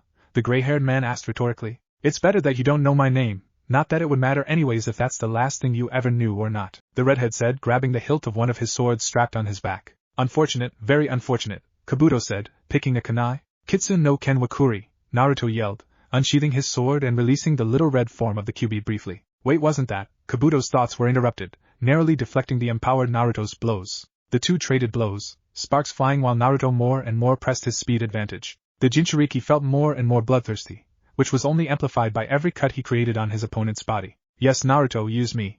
Use my power, and strike down your enemy. I can feel that you want it, too. Confused by the voice, he eyed the sword suspiciously, feeling the power and aggression radiating off of it. That glare gave Kabuto enough time to catch the redhead off guard, slashing a bit into his chest, from his right shoulder down to his left waist. A sound of pain escaped the boy's lips, and he retreated with a series of backflips, resting on his right knee. Forced to look up, he saw Kabuto, who pressed the kunai into his throat, and slashed through it. The lifeless body of the redhead fell onto the floor, and then dispelled into a cloud of smoke. The Sound Nin turned around, and spotted the now unharmed-looking Naruto on the other side of the hall. You're good, you would be a fine body for my master's experiments, the medic said, going into a battle stance again and pushing his glasses up. Naruto smirked at the Sound Nin, and responded, Oh, don't worry, I'll make good use of your master's experiments. He then returned his sword, and briefly closed his eyes, breathing in and out. Opening them, they had a much more intense red shine, as if they were red stars. Moetsukuru. Burn out, A/N. I just love the sound of that in Japanese, so I wrote it like that. Without time to react, Kabuto's body was engulfed in deep red, Kyuubi red, fire which thrashed around violently. I see you utilized the Kage Bunshin yourself, Kabuto, Naruto spoke, seeing Kabuto, who now was in the middle of the hall, placing a fire seal on my back in close combat. Really witty. But what's with the fire? That doesn't look normal, wondered the medic loudly. Naruto smirked. That's for me to know, and you to never find out. Tools of the hunt, eagle's claws, he yelled. Not prepared for the eagle approaching from behind, he tried to dodge in the last second, but was hit by an enlarged claw, hitting his legs and rendering him almost unable to move. Kage Bunshin no Jutsu, the redhead screamed, creating 4 clones of him, surrounding Kabuto, who now received more and more cuts. Grrgh. Kabuto hissed as Naruto landed a vicious slash on his right arm, which started feeling numb. Now take this, the swordsman and his clones yelled. One clone slid on his back next to Kabuto and kicked him in the air, while the clones further kicked him up. Uzumaki. Then, the real Naruto floating above Kabuto thrusted his swords into his enemy's ribcage, descending into the ground with him. Naruto ran down. The clouds of smoke from the impact cleared, and showed a violently bleeding Kabuto, with Naruto kneeling on one knee beside him. Your cough the QB kid. How? Not finishing his thoughts, he smiled and placed his hand into his chest. After he pulled it out again, he also removed his heart from his body. I don't know how you're still alive, but you'll die here. Do you see the chakra wires here? I linked my chakra system to yours. If I die today, you'll come with me. Naruto widened his eyes, and looked onto his chest to indeed see little blue lines flowing into it. Then, his attention turned to a source of laughter. Coming up from the other side of Kabuto's body, there was a clapping Naruto. Yes, I've heard of this technique from my master, really a brave one. Too bad only a Kage Bunshin will follow you into the afterlife, little snake. Naruto's true form and shadow clone laughed at that, and then both finished off the dumbfounded-looking Kabuto. Looking down at the corpse, Naruto activated his communication seal. Yo Kankuro, do you have the need for a medic nin puppet? With a brief delay, the puppet user answered. A medic nin would be quite helpful in the future, so yes, sure, he informed. Nodding, Naruto sealed away the dead body in a storage seal, and proceeded his actual way. After some time, he came upon something that looked like the mixture of an asylum and a laboratory. Cells with beds and restraints left behind, tons of syringes and chemicals, and surgical rooms. Though none of them had any files regarding the experiments of Orochimaru. Then, he immediately heard something that sounded like a step. He unsheathed 2 swords and sprang into a battle stance. Show yourself, I know someone's here. Who are you? Coming out from a room further down the corridor, he saw a beautiful girl, with long, red hair, red eyes and glasses. Her upper body was covered in a violet overall, while her lower body was covered by a pair of short pants and black stockings. Who are you, and what are you doing here? The girl asked. His chakra is so strong and warm, yet cold in the inside. He hides pain, it seems. And what is that? Such evil chakra in a human, she thought. I asked first, give me your name, Naruto asked, eyes flaring in frustration. Karen. Karen Uzumaki. I am, or rather was the head of this station, yet as you can see, it's abandoned. Naruto's eyes widened in shock. Uzumaki? Does that mean he had family? He was told he was an orphan, so who was she? I am possible. Yuri Uzumaki? Naruto asked in disbelief. Furrowing her eyebrows, she answered. Yes, as I said. Now who are you and what are you doing here? She asked sternly, preparing herself for battle. I'm Naruto. Naruto Uzumaki Namikaze. Son of the Minato Namikaze and Kushina Uzumaki. Her eyes widened now as well. There was another one? Kushina Uzumaki? That's my aunt. You mean to tell me that you, my cousin, just walked in here randomly? Yes, I'm searching for Orochimaru's experiments. I still have unsettled business with him. Karen thought for a bit, pushing up her glasses.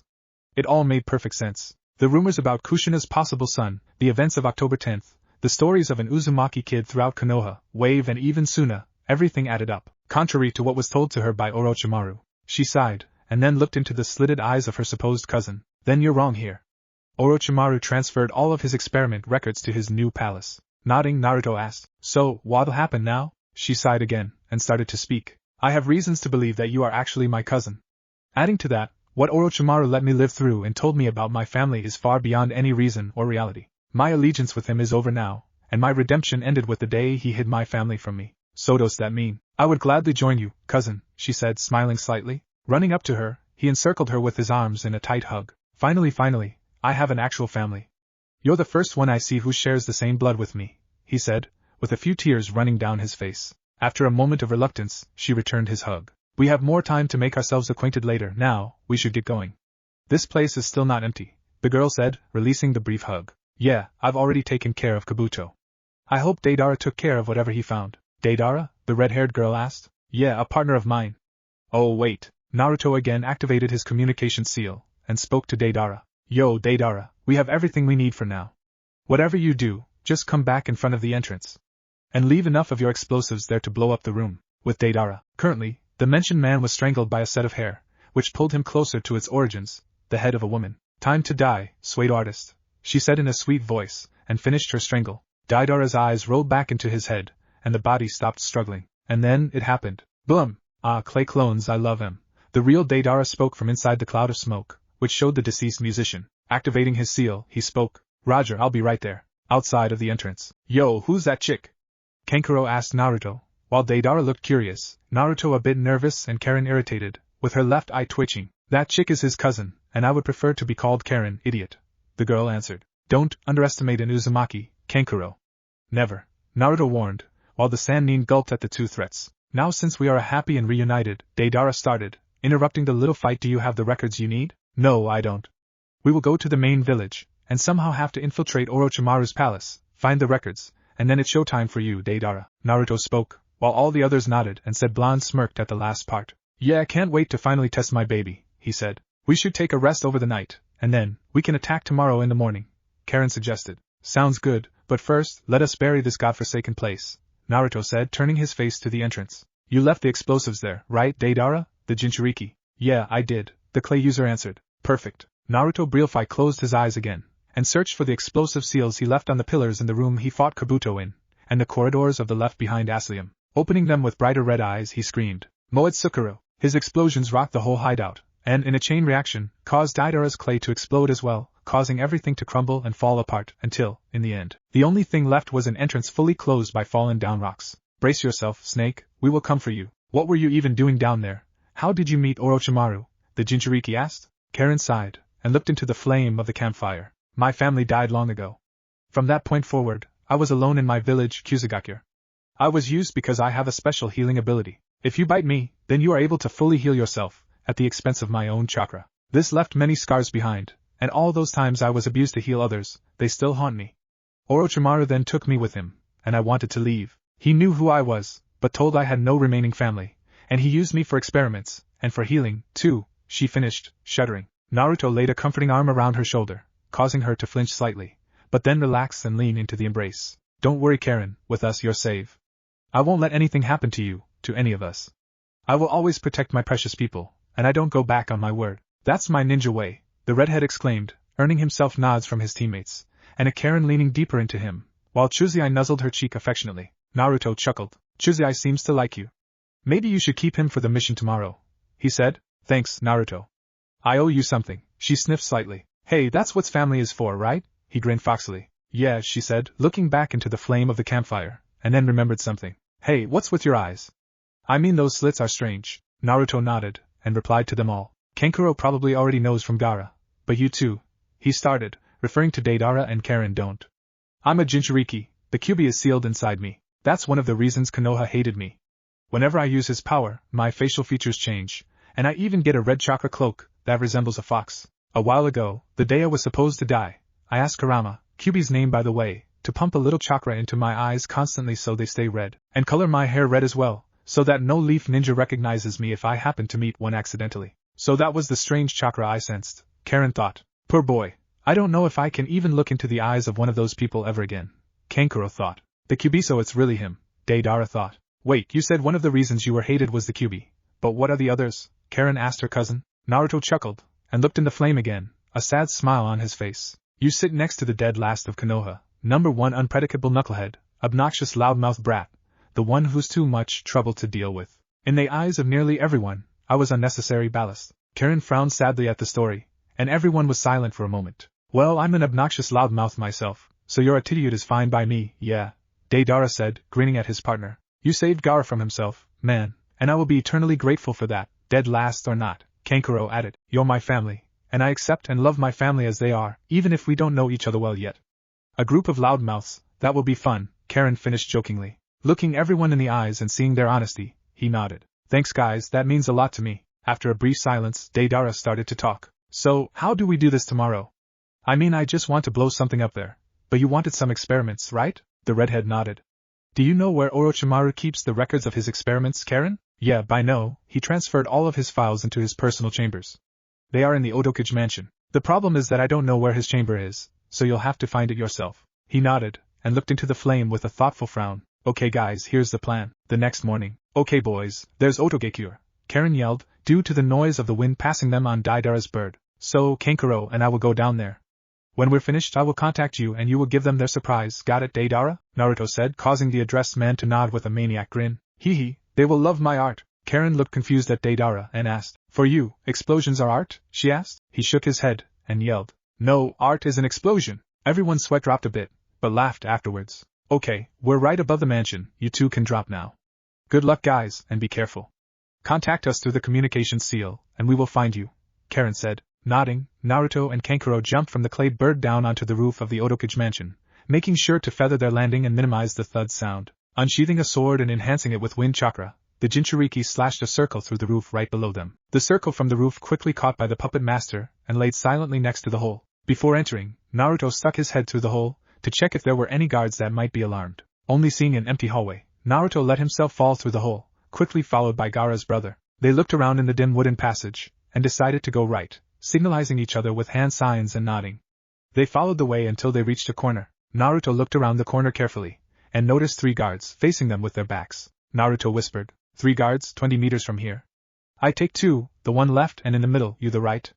Kabuto's chakra scalpel is pretty silent, too. Kankuro nodded and prepared his new puppet of Kabuto, while Naruto crouched, 2 swords already unsheathed. Every step was made with utmost care, hoping the guards in front of them did not get suspicious. Step, nothing, step, nothing, step. The guard in the middle stirred a bit, stopping the 2 dead in their tracks, while Naruto signalized to stop in a halt motion of his hand. The Oto guard though did not turn around, but continued to stare ahead, so Naruto and Kankuro walked again. Step, nothing, step, nothing, and then after a few more steps, something happened. Step. The right guard turned around, and was greeted by the puppet of Kabuto, swinging a chakra scalpel at his throat. Any scream, any word, any action was stopped immediately, and swapped with a slight gurgling noise. Naruto quickly sliced through the throats of the remaining, and seemingly rather poorly trained guards. He sheathed his swords back quickly, and caught the 2 guards, hands on their mouths to annihilate any escaping noises, while Kankuro ordered his puppet to do the same. Naruto formed his signature cross-finger hand seal and whispered Kage Bunshin no Jutsu.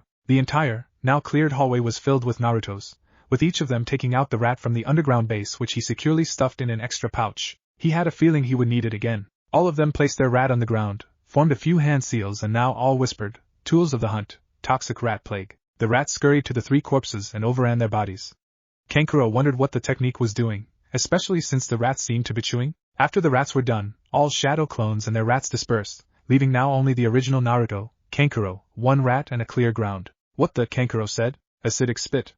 The technique is called toxic plague for a reason, Naruto answered, chuckling a bit, and already starting a few hand signs again. Tools of the hunt, rat sight. His body fell unconscious and was quickly caught by Kankuro, while the Jinchuriki now walked in the rat's body. Okay, where are you files, where are you? He finished the rest of the corridor the 3 guards were in, and walked around the corner to the right, nothing in his sight. He continued and now passed the corner again, going left this time. Like a labyrinth, Naruto thought, continuing his walk. Around the corner, the wooden passage ended with a closed door, 2 guards standing in front of it. They already looked more focused than the ones from before, seeing how tense they were because of the rat's movement, even though they didn't kill it upon seeing it's only a rat. Leaving the rat quickly, Naruto opened his eyes and regained consciousness, feeling how his wrists already hurt from the long compression of his chakra coils. His partner noticed his pain, and how he rubbed his wrists, and therefore ordered the Kabuto puppet to heal his wrists. Thanks Kankuro, Naruto whispered. So what did you see? His partner asked. A big door, 2 guards in front of them. They are stronger than the ones before, and they look straight ahead. The other one's placement was just convenient because of the many side passages that they have to guard, too. So what do we do? Naruto and Kankuro both thought, until Kankuro smirked and whispered, you told us something about invisibility, right? A minute later, Naruto's back now faced the wall, 10 meters away from the corner he was supposed to cross. Ready? His puppet-using partner asked in a low whisper still. Naruto nodded, and went through some hand signs. Thrill of the hunt. While he turned invisible slowly, he half whispered, half growled like a feral cat. Grapha, listen. Now he was fully concealed, every trace of him minimized. He walked around the corner, and saw how the guards seemed almost unsuspecting, with only a slight edge. Naruto crouched on all 4s, like a predator, and slowly walked towards the guards. One of the guards seemed to get a strange feeling, while he slowly reached out towards his weapons pouch. Naruto slowed down his pace a bit, trying to ease the worries of his opponent a bit, which seemed to work. Then suddenly, a kunai swung and embedded itself with a loud thud. Ha, what was that, you idiot? One Otonin laughed heartedly. Shut up, you had the feeling there was something too, haven't you? The other guard shouted back. Well, it seems there isn't anything, as you can see here. Right above them was a slightly sweating Naruto, crouching upside down on the ceiling. Phew, that was close. Now your turn, Kankuro. The puppet user waited a few seconds to make sure his partner was in position. He took his Kabuto puppet, and shook it. Clack clack clack. The guards immediately got into a fighting position, and narrowed their eyes while still looking down the hall. Clack clack clack. You heard that too, right? One guard asked, and the other one nodded. Focusing themselves on the continuous, suspicious sounds from around the corner, the two slowly went to follow the noise. After a few steps, Naruto silently descended to the ground, embedding his two swords into both guards' spinal cord. Then he repeated the procedure with the rats. Good job, Kankuro. The man walked around the corner with a proud grin. Anyone could have taken out those were Chunin, maybe even Genin. That was nothing. With a tick mark on his forehead, the Jinchuriki whispered violently, Tell me that back home, and I'll make sure to kick your ass. Now, let's get in here. Cautiously, they walked to the door, and surprisingly it was open. Poking his head inside, he saw an empty bed, a sparring field, and most importantly, countless shelves full of scrolls, folders, and chemicals. So, you know which one to search, Kankuro? The puppet user nodded, and they split themselves up to look for the files. Now, where are you, Naruto thought, skimming through the files. No, there you are, the redhead thought. Now, I need the genes too. The genes were found rather easily, since they were far too important for the snake Sannin to be left in some corner. Noticing a rather special scroll, he took a look at it, and its title. The Art of Animation and Reincarnation. Might be useful someday. Leaving the ocean of shelves, Naruto asked, Yo Kankuro, do you have the file? The catsuit man left the shelves too, with a file in his hand. Yes, here it is. The puppet master said, handing over the file to the Jinchuriki, who quickly stored everything into a scroll and stuffed it into his pocket. And what? A voice behind them started to hiss. Do you two think you're doing? Instantly activating the communication seal connected to Deidara and Karen, Naruto turned towards the all-too-familiar voice behind him, while Kankuro readied his Kabuto puppet. The figure frowned upon seeing the puppet. I already wondered what took him and Karen so long. So the two of you killed them? Naruto smirked and started to speak. I hope you're not too sad about him. You can find another ass-kisser anywhere on this world, Orochimaru. The Sannin went out of the shadows, revealing his long, black hair, yellow snake eyes, purple paintings around his eyes, gray, white and black robes, and a smirking face. A Tsunade and a defected Konohanin? What a strange pairing. The snake user hissed with an intrigued voice. So you have taken a liking for my experiments, I see. Wouldn't you rather be here, and let us see if they can be repeated? Thanks, but no thanks. In my future, you unfortunately have no place, the redhead said, drawing two swords. Come on guys, I hope you hear me. Kukuku, that's very unfortunate. Who are you though? You should be 16 or 17, and a former Konohanin. I should know you, Orochimaru said, before opening his mouth and drawing his own sword Kusanagi. Wouldn't you like to know? Naruto spoke, and then charged at the Sannin with his dual swords, while Kankuro sent out the Kabuto puppet and his already blue flaring chakra scalpel, the clashing sounds resonating throughout the room. With Karen and Deidara, we will have to descend and find them, Deidara shouted at Karen. I know, but I can only feel faint chakra signatures in the whole mansion. It's probably because Orochimaru and Naruto fight with their swords and Kankuro with his puppet. We have to wait for a spike, then I can feel them better. Then keep looking, Deidara ordered the redhead while looking down at the mansion, with Naruto and Kankuro. Grr, I can't come near him, Naruto thought. His opponent either deflected the blows of Naruto's swords with his one, or shaped his body in abnormal ways to evade them. He truly was a legendary Sannin, being able to evade 3 blades at once. Use me, Naruto. You need me. Ignoring the voice, Naruto connected another blow with Orochimaru's sword and pushed against it, while the puppet user was distracted by a mud clone. Kukukuku, tell me, young Leaf Nin, what does one want with my kind of work? The last time I checked Konoha hated me for it. The snake taunted. Don't call me a Leaf Nin. I'd rather be a demon than a Leaf Nin. Big words, but a demon, being or using one, always has a price. Hopefully my price isn't to be so ugly and pale like you. Smirking and hissing, Orochimaru jumped back, while controlling his Kusanagi in the air. Naruto deflected the blows from it, and substituted himself with a shadow clone, while he ran at Orochimaru's retreating figure at full speed. Notoryu, Saikuru. Two-sword style, Rhino Resolve. He pointed up both of his swords, at the height of Orochimaru's head, and spun around, trying to incapacitate him. The snake Sannin dodged the first few spins, and substituted himself with a log, which was cut clean by the swords. At the other side of the room, his opponent threw a shuriken. The Jinchuriki heard the swirling of the weapon and easily sidestepped it, but missed the sound of the metal embedding itself into wood. Shuriken Kage Bunshin no Jutsu. The snake Sannin muttered, while the weapon, and its 1,000 clones turned around and came swirling at Naruto once again. Seeing the rain of weapons, he did a few hand seals and shouted, Futon, Kaze no Kabe. Wind style, wind wall. A wall of wind materialized in front of the redhead, and caught the numerous shuriken, but left him open for a slash of Kusanagi. Naruto winced and immediately felt as if all of his veins were burning. Poison, Orochimaru said, knowing why the redhead was confused. The poison of manda, if I may add. It takes a surely devastating effect on the body. Naruto gritted his teeth in pain, and Orochimaru smirked. The next second, the snake Sannin was stabbed right through his heart by a chakra scalpel, and kicked into the air by the Kabuto puppet. Naruto took the opportunity, and with a quick dash, was slicing through Orochimaru. Itoryu, Seigo no Kokyu. One sword style, last breath. His sword covered in wind chakra, he slammed it into Orochimaru's head, causing the body to descend into the ground and creating a small crater. The body of Orochimaru laid on the ground unmoving, until it suddenly opened its mouth and released a new Orochimaru, unharmed and without a scratch. Kukuku, those are surely interesting techniques you have, they haven't been used for quite a while.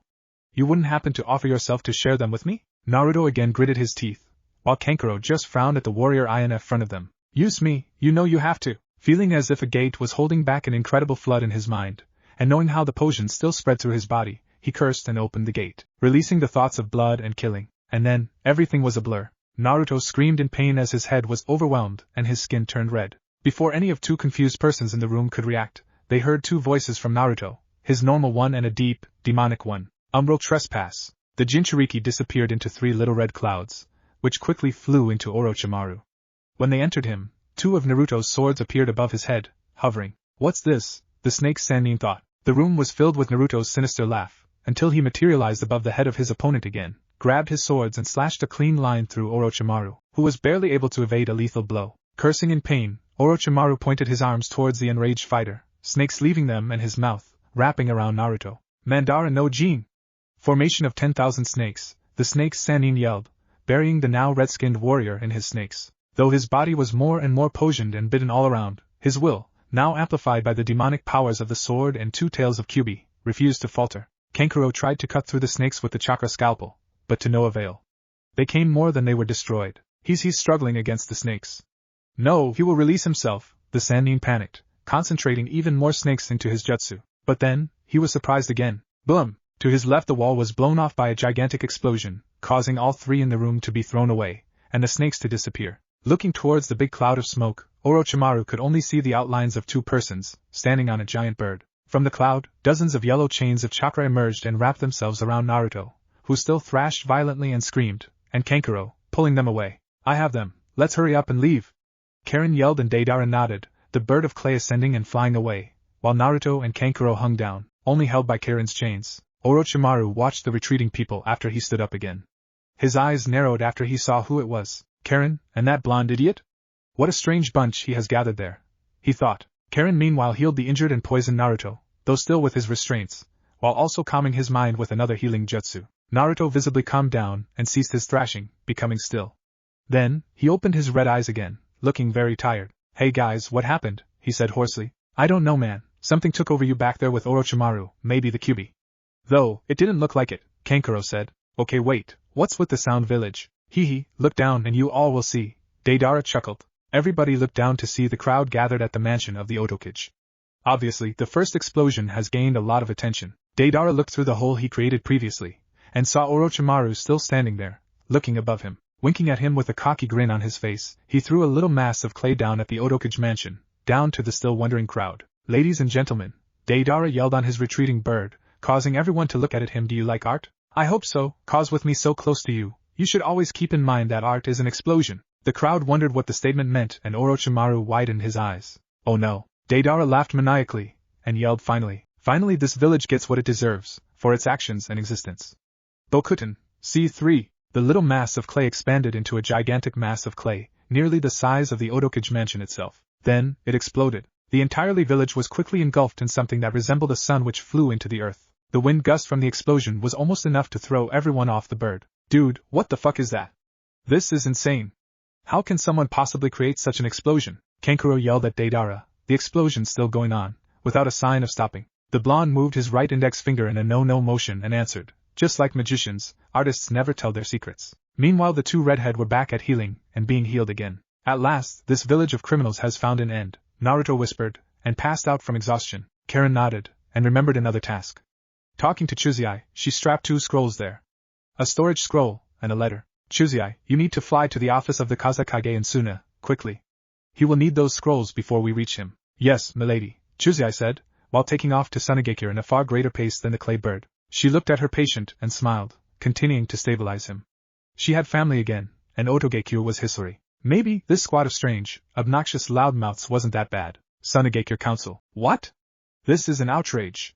Denying someone his birthrights, even the knowledge of his parents' identity, and sending the same person on a suicide mission against direct subordinates of a wanted missing nin, that's unbelievable. It may sound hypocritical, given the more than wrong treatment we gave our Jinchuriki and Lord Kazekage in the past, but at least we had a few tiny shreds of humanity, shouted a civilian, and a member of the Tsunade Civilian Council. We should cut the ties with this village. I never liked it anyway, muttered an elder by the name of Lady Chio. We should not act too abruptly. To instantly declare hostility against the Hidden Leaf Village, for an act we almost committed to the full extent ourselves, would be an overreaction. A member of the Shinobi Council replied to the elder's request. This is true. The calm and emotionless voice of the red-haired Kazekage called out. And I know that Naruto would not want to cause problems to Suna that he understands as his own. He is very humble about that. However, I will not let that slide without any consequences. Hereby, I request to revoke our ally status to the village hidden in the leaves, and to change it to a neutral status. If we can't trust them to treat one of their kind with a minimum of respect, how should we know if they would treat our shinobi any different on the battlefield? Our strong ties with Kiri are enough to compensate any potential loss of trade, he continued, getting mostly understanding nods, and a few frustrated faces which hoped for a harsher treatment. Naruto's way of changing the psychopathic jailer of the One-Tails into a still emotionless, but more empathetic human being had been the only connection they felt for Konohagakure. Everyone in favor of neutrality? Gaara asked, getting all the hands from his council. Everyone against? He asked, getting no hands at all. Then from this moment on, Konoha and Suna are neutral. Matsuri, please send a messenger bird with my declaration and reasons for the annulled alliance to the office of the Hokage. The Shikaku Jinchuriki ordered his assistant with short brown hair, a typical Suna robe and rope darts equipped at her waist, and gave her a scroll. Hi Kazekage-sama. She stammered a bit, leaving the council chambers. This meeting is closed, thank you for your patience. The redhead finalized, causing everyone to bow slightly and leave into their respective directions. Meanwhile, he went to his Kazekage office, and met his assistant there again. He nodded to her, while she nodded and blushed at him, hurrying out of the hallway. I'm wondering why she's always doing that, he thought. He entered his office, and noticed the familiar-looking eagle at the window. Isn't that Naruto's bird? He thought, walking over to it and taking the scrolls it carried, while the bird flew away again. A letter? The Kazekage thought and opened it. Dear Kazekage-sama, my name is Karen Uzumaki, former head medic of Otogekure and, as I found out, cousin of Naruto Uzumaki. As my cousin told me and certainly you already, he was searching for experiments from Orochimaru. If this letter reaches you, it means that our mission was a success and we will return to Tsunade soon. Additionally to this letter, I will send the records of Orochimaru's experiments, and highlight the specific parts that are most important to Naruto. I humbly request you, Kazekage-sama, to prepare your leading scientists and medics for Naruto's arrival. As you might have already guessed, Naruto wants to undergo these experiments himself. Given that he is a Jinchuriki, especially of the mightiest Biju, and the official heir of the Uzumaki clan, his stamina and recovery rate is inhuman, and therefore the experiments should go easy. Yours sincerely, Karen Uzumaki. P.S. Naruto was infected with the poison of Manda, the snake boss. I am able to stabilize him, but without a surgical room, the poison will stay in his system. He wants to do these experiments on himself? That is certainly unexpected, Temari, Gaara called out. A few seconds later, his sister walked into the room. Yes, Gaara? Please go to the Central Hospital of Suna and the Institute of Science. Find the leading doctors and scientists, and tell them to be here tomorrow, 6 a.m. sharp. Okay. His sister nodded and went off. Now, let me see those experiments. What have you planned, brother? Gaara said, opening the first page of the first file. Subject number 137. Name, Tenzo. Birth name, today Yamato. Type of experiment, infusion of Kekii Genkai. Type of Kekii Genkai, wood style by Hashirama Senju, Shodai Hokage of Konohagakure. Process, continuous adaptation of subject number 137 cell structure and genetic coding to Hashirama Senju, with the addition of his actual genes. Subject number 137 is the only known survivor of this process. Result, successful transfer of the wood-style Kekii Genkai. Current status of subject number 137, ninja of the village hidden in the leaves. Warning, critical failure rate. Danger level red. I guess those are his cells then. The Kazekage thought, holding the flask from Orochimaru's mansion. He carefully dropped the scroll and flask onto his desk, and opened the second file. Subject number 248. Name, Kidamaru. Type of experiment, animal-human crossing. Animal, spider. Process, infusion of spider blood, poison, DNA, molding of human and animal genetic information with chakra. A person with enormous chakra reserves required. Result, controlled growth of up to 4 additional arms, manipulation of spider webs, usable as weapons. Current status of subject number 248, dead. Warning, constant attention of advanced medic needed. Spider poison can cause irreversible damage. With medic, danger level yellow. Gaara then switched his attention to the circles and notes Karen added to the file. Only controlled growth of 2 additional arms required, more arms and all other abilities from spiders not wanted. 4 arms and a Kekii Genkai? Naruto sure aimed high. He somehow does always, Gaara thought, amused. That's the influence of Kurama, for sure. He always wanted everything, and do the unthinkable. Shikaka thought inside of Gaara's mindscape, amused as well. Gate of Tsunade, the next morning. Quick, I need a surgical room. Manda's poison is still in his system, Karen said after she saw the group of people staying with Gaara. Assuming they were the doctors and scientists, she requested. Gaara, Temari, the doctors and scientists, Kankuro, Deidara, Karen and an unconscious Naruto were brought to an emergency room in the hospital. Most of the people went inside, but some were blocked. I'm sorry, only the staff of the Kazekage, Karen Uzumaki and the Kazekage himself are allowed in this room now. Understanding, though still reluctantly, everyone agreed. Gaara went in for half an hour to look at his best friend with a concerned face, and then left the room to find Temari, Kankuro and Deidara. He seems to come along fine, the Kyuubi's definitely doing his work. The Kazekage informed the group, relieving their concerns. You, Gaara said, looking at Deidara, you are the mercenary Naruto and Kankuro hired, right? Deidara nodded. Then let's go into my office. We will discuss the payment for you helping Naruto. That's the minimum I can do for him at the moment. Both of them started to walk, until Kankuro interrupted the two. Hey, wait. The retreating figures turned back to the puppet user, who looked into Deidara's eyes. That move you pulled off back there, it's frightening as hell. But it means you're pretty damn strong. You're not that bad, man. You should join the mercenary guild of Suna. Naruto wanted to join Suna later, too, and I'm sure Karen would come with us as well. It would be awesome to have you in our squad, the Sand sibling said, extending his hand in a way a businessman would. Deidara looked onto the hand with a deep, thoughtful hand. Those people were the first ones who accepted his, admittedly frightening Kekii Genkai, and with a group full of obnoxious loudmouths like he was one, he felt a sense of belonging. Grinning cockily, he shook Kankuro's hand with an equally strong grip. Sure, as long as I get to blow up something on a regular basis. The two were interrupted by Karen leaving the room Naruto currently resided in. So guys, I'm glad to say Naruto's fine. We have extracted the poison of Manda. His other injuries are not that bad, he should be fine tomorrow. But that's not all, right? I heard he wanted to undergo the experiments he stole from Orochimaru, Temari asked the redhead medic, who nodded. That's true, but thankfully, the files are very detailed, and Naruto together with the Kyuubi has a very strong body. We will need 24 hours at most for the wanted results. That reminds me of something else. We will need you now, Kazekage-sama. A lot of chakra is required for one of the experiments, and the chakra from you and the tailed beast inside of you should be more than enough. Gaara nodded and replied, yes, I will do that, but first, I officially offer both of you, Karen Uzumaki and you, Deidara, the man spoken of said, and Deidara a place amongst the mercenary guild of Tsunade. You will automatically get the last known rank you possessed, the Kazekage said, and noticed the state of Deidara's Hittite, and the lack of one from Karen. Since I guess you being here is not in harmony with your last village, I will research you in the bingo books of Iwagakure and Kusagakure. Karen finished this time. Yes, exactly. Deidara already accepted his offer. Do you do too, Karen Uzumaki? She thought of it, and asked, is Naruto a part of the guild as well? No, he said he wanted to finish 2 things first, because he couldn't do that as a force part of a shinobi village. Those experiments were the first thing he wanted to do. I want to know what the second thing is, though.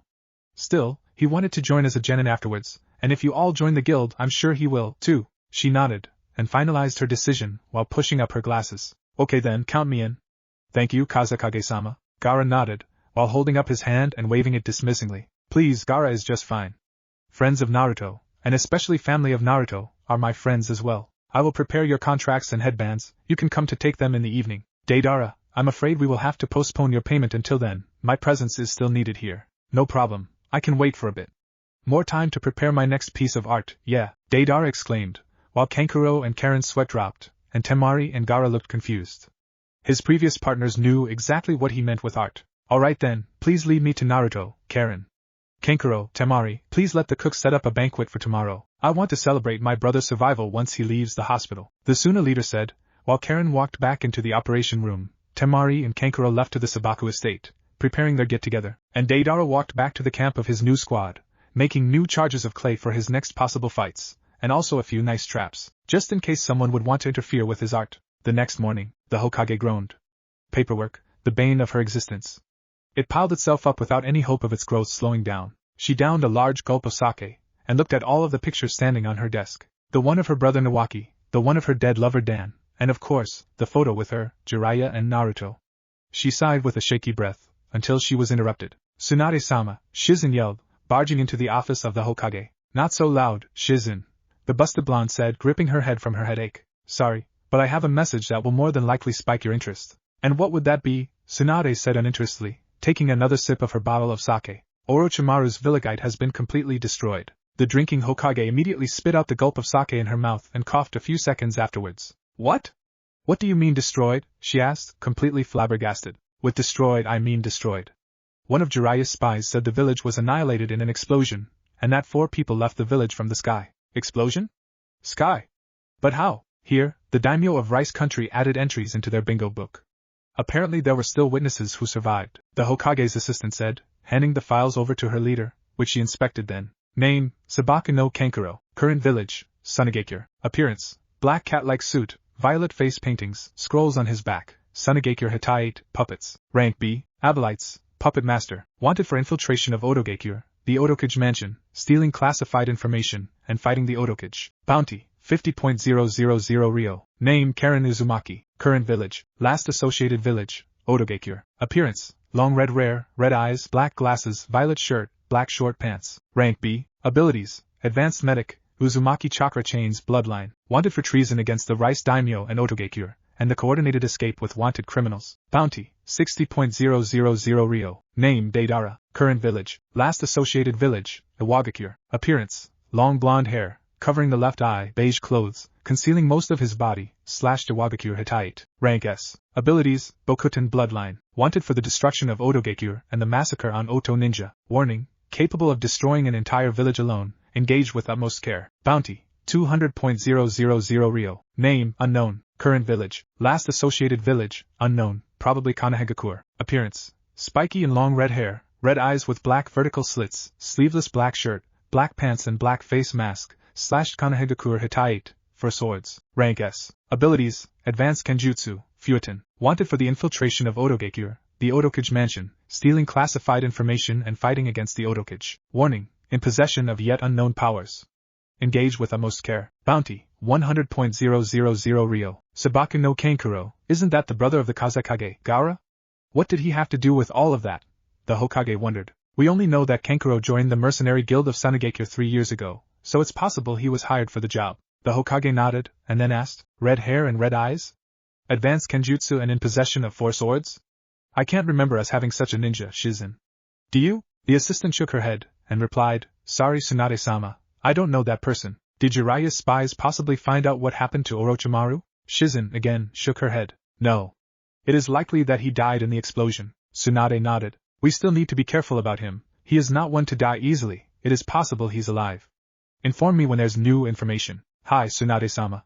And here, you have a letter from the Kazekage, Shizen said, handing her the envelope. Thank you, Shizen, you're dismissed. After her assistant left, she opened the letter and began to read it. Dear Hokage-sama, recently, I have been informed that my close friend Naruto Uzumaki Namikaze has never once been informed about his heritage, and that his father was none other than a Hokage. To deny a gentle soul, such as my brother was one, the knowledge and ownings of his heritage willingly, ignoring the already harsh treatment he received, a procedure I know all too well, is, to put it simply, outrageous. Especially the close relationship the two of you had would lead me to think you would inform a 14-year-old kid about his mother and father. Since this is a signal for me that Konoha apparently does not value its citizens, either as humans nor as ninja, in an even worse way Tsunade did previously, I hereby revoke our ally status and declare Tsunade and Kanehagakure neutral. I hope Konoha finds the path back to its will of fire again. Sabaka no Gaara, Kazekage of Tsunade no Sato. At the end of the letter, Tsunade cried soft and silent tears, which gently ran down her Genjutsu cover, flawless face. Every sentence of the Kazekage hurt, and felt like a stab to her heart. He was right, and she knew it. Of course it said in the files of her favorite blonde knucklehead who his father and mother were, together with the strict order to not tell him who they were. It broke her heart to not do it, but she knew it was an order by the Sandaime himself. Sue the Jonin who knew of Naruto's parents, and her lived up to it. It was obvious that the letter was very personal for the Kazekage as well. Heck, the reason why he was made Kazekage in the first place was because of how Naruto changed Gaara during the Chunin exams. When he first arrived at the cemetery of Konoha, he simply ignored all the sorrowful and pitiful looks from the people, but especially the ones that the rookies, Team Guy, their senseis and all the other people formerly closer to Naruto, including Tsunade herself, gave him. He just walked silently to his grave, Kankuro and Temari by his side. Flashback. Every attempt to talk to him was met with a sickening silence, until he reached the grave and looked at it with a motionless, but slightly disgusted face. It was impossible, that the first person he really shared a bond with besides his siblings now laid 6 feet beneath him in a grave. Gently, he went on both of his knees, while both of his siblings placed a comforting hand on his shoulders, a look of sadness on both of their faces. The redhead ran his fingers over the name of his fallen brother gently, tracing every letter, every curve of the 3 words embedded in stone. "What have they done to you, brother?" he asked. "I hope the one responsible for this has been taken care of." He started, standing up and slowly leaving again. "Because if it hasn't, I will find him myself, and show him a second time why I'm called the ultimate weapon of the hidden sand village," he finished, seething, leaving as fast as he entered. Tsunade. Ugh, I feel like shit. A certain redhead groaned in his mind, slowly opening his eyes. He was greeted with a plain white ceiling, and immediately recognized the structure of the unknown room, a hospital room. "Ah, good morning, Mr. Uzumaki Namikaze." He heard and turned around, spotting a middle-aged man in a white robe, apparently his doctor. "We have finalized all your requested experiments, and your body has endured them quite well. Here, I have the instructions from the files on how you start to train your new abilities. Since QB did a fine job to rebuild your body again, you're free to leave when you wish. The Kazekage invited you to a banquet in his estate. Turn right after you left the hospital, and you should already see it." "All right, thanks, doctor," Naruto replied a bit hoarsely, grabbed the papers and stretched himself. Everything felt normal. Well then, let's see Gaara, he thought, leaving the hospital in his battle gear again, and walked towards the Sabaku estate. Immediately, he saw the looks people gave him. Friendly smiles. Some mercenaries even greeted him with a pat on the back after hearing what he accomplished in sound from Kankuro. Wow, those people are so warm-hearted around here, he thought in awe until he reached the Sabaku estate. The Jinchuriki knocked on the door and waited, until a girl around his age opened the door. "Oh, hello, you must be Naruto-san." "Please, just Naruto is fine," he replied to the kind girl. "Okay Naruto, the Kazekage is waiting for you inside."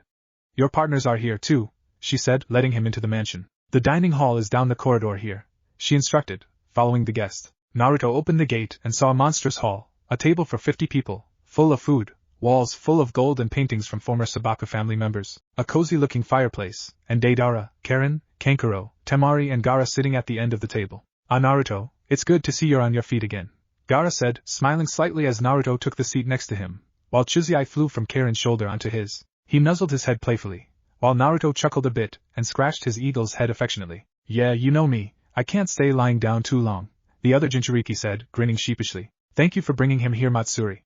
"Please, have a seat," the Kazekage said with an emotionless yet gentle voice. But Gaara-sama," she stammered. "Stop it, Matsuri, how many times have I told you it's Gaara?" "Not Lord Kazekage, not Gaara-sama, just Gaara," he ordered sternly. His assistant blushed, and nodded, something everyone in the room besides Gaara and Naruto seemed to notice as strange. "Some people like to be addressed so submissively by pretty girls, you know?" Deidara mused, causing Kankuro, Temari and Karen to laugh, Matsuri to blush even harder, and Naruto and Gaara to just look more confused. "What do you mean?" the confused Kazekage asked. "Ah, nothing. Old joke amongst mercenaries," Deidara answered dismissingly. "Ah yes, I almost forgot. Naruto, please greet 2 of our new jonin and parts of the mercenary guild of Tsunade," the Shikaku Jinchuriki said, waving to Deidara and Karen. "What, your jonin?" Naruto asked in awe. "Yeah, our last rank was jonin, so we were made jonin of Suna," Karen explained to her cousin. "And now you're both mercenaries as well?" "Yes Naruto, they will be in a cell with me. We are missing one fighter though, and that's you," Kankuro added. "Yes, but before I will join you, I still have to take care of one thing," Naruto said, while digging into his food greedily. "So you have a new target, and where might that be if I may ask?" the intrigued Suna leader asked. Naruto took a gulp from his drink, and replied in one word, one single word that spoke complete stories, most of them wishing to never be told again. "Konoha, Sabaku Estate." "Konoha? What business do you have in Konoha?" Gaara asked, intrigued. "More to blow up," Deidara added, hopefully. No, I don't want to blow up Konoha. There are people in Konoha I do care about, and I'm in no position to threaten them or destroy the village they happily live in. As for my business there, Konoha denied me what's rightfully mine, and I fully intend to take it back," the Kyubi Jinchuriki clarified. "And what is that?" Temari asked her guest. "My heritage. A ghost from a man who lived 3 generations ago in a secret, hidden temple on the bottom of a lake was the one who told me for the very first time who my parents are. I mean, can you believe it? The son of the hero of Konoha, and not a single person minds telling me about it," he ranted, getting more and more aggressive and already gripping his swords. He breathed, and calmed down again, slowly letting go of the hilts of his weapons. "Anyways, I know where the Namikaze estates are standing. I will go there, take everything from my father and maybe my mother that I can find inside, and come back. I won't let my legacy stay in this rotten place any longer than necessary. I will bring everything here, and build up my new life, now as a man of fortune, together with my new partners, friends and family," he finished, causing Deidara, Kankuro and Karen to smile. He smiled briefly as well, but his face quickly turned serious. That's why I'll have to go alone. You're all shinobi of Suna. Mercenaries or not, it will cause problems with Konoha, and they are very strong. True, but we're not allied with them anymore, the Kazekage said, to which Naruto replied with a confused stare. You were the reason we were allied in the first place. After you told me everything when you first reached Suna, I immediately knew that I can't let us be allied with them anymore. The council agreed. The Kazekage explained. You did not have to do that. Yes, I did. That was the breaking point, and I decided to take the necessary steps, Gaara told his friend. Still, I can't cause problems to Suna before I'm a ninja of Suna. To destroy Odo was for the common good as well, but this problem with Konoha is purely personal, and I'll do it myself. But how do you get into that house? Deidara asked the former Leaf Nin. If it's a family estate like our one here, then a drop of blood is enough to unseal the door and let him into the house. Kankuro answered the Bokuten user. And don't worry, I've outrun the ANBU of Konoha since I am 6. I know every little crevice of this place. If someone's perfect for infiltrating Konoha, it's me. Plus, I won't be completely alone, the knucklehead said, a cheeky grin plastered on his face, while his eagle made a mighty screech. They will see what a proper hunter is capable of, Chuzai told Naruto, who nodded, agreeing. Well then, we will prepare a few rations for you, so you can start your journey to Fire Country tomorrow in the morning. All of you can stay here today, especially after your last mission you need a proper rest. Gaara offered friendly, yet sternly. Speaking of which, what's with those experiments you stole? Did they work? The puppet user asked his future partner. Yes, they did. I left him the information on how to train his new abilities, the former Oto medic told Kankuro. What were those experiments anyways? You never told us.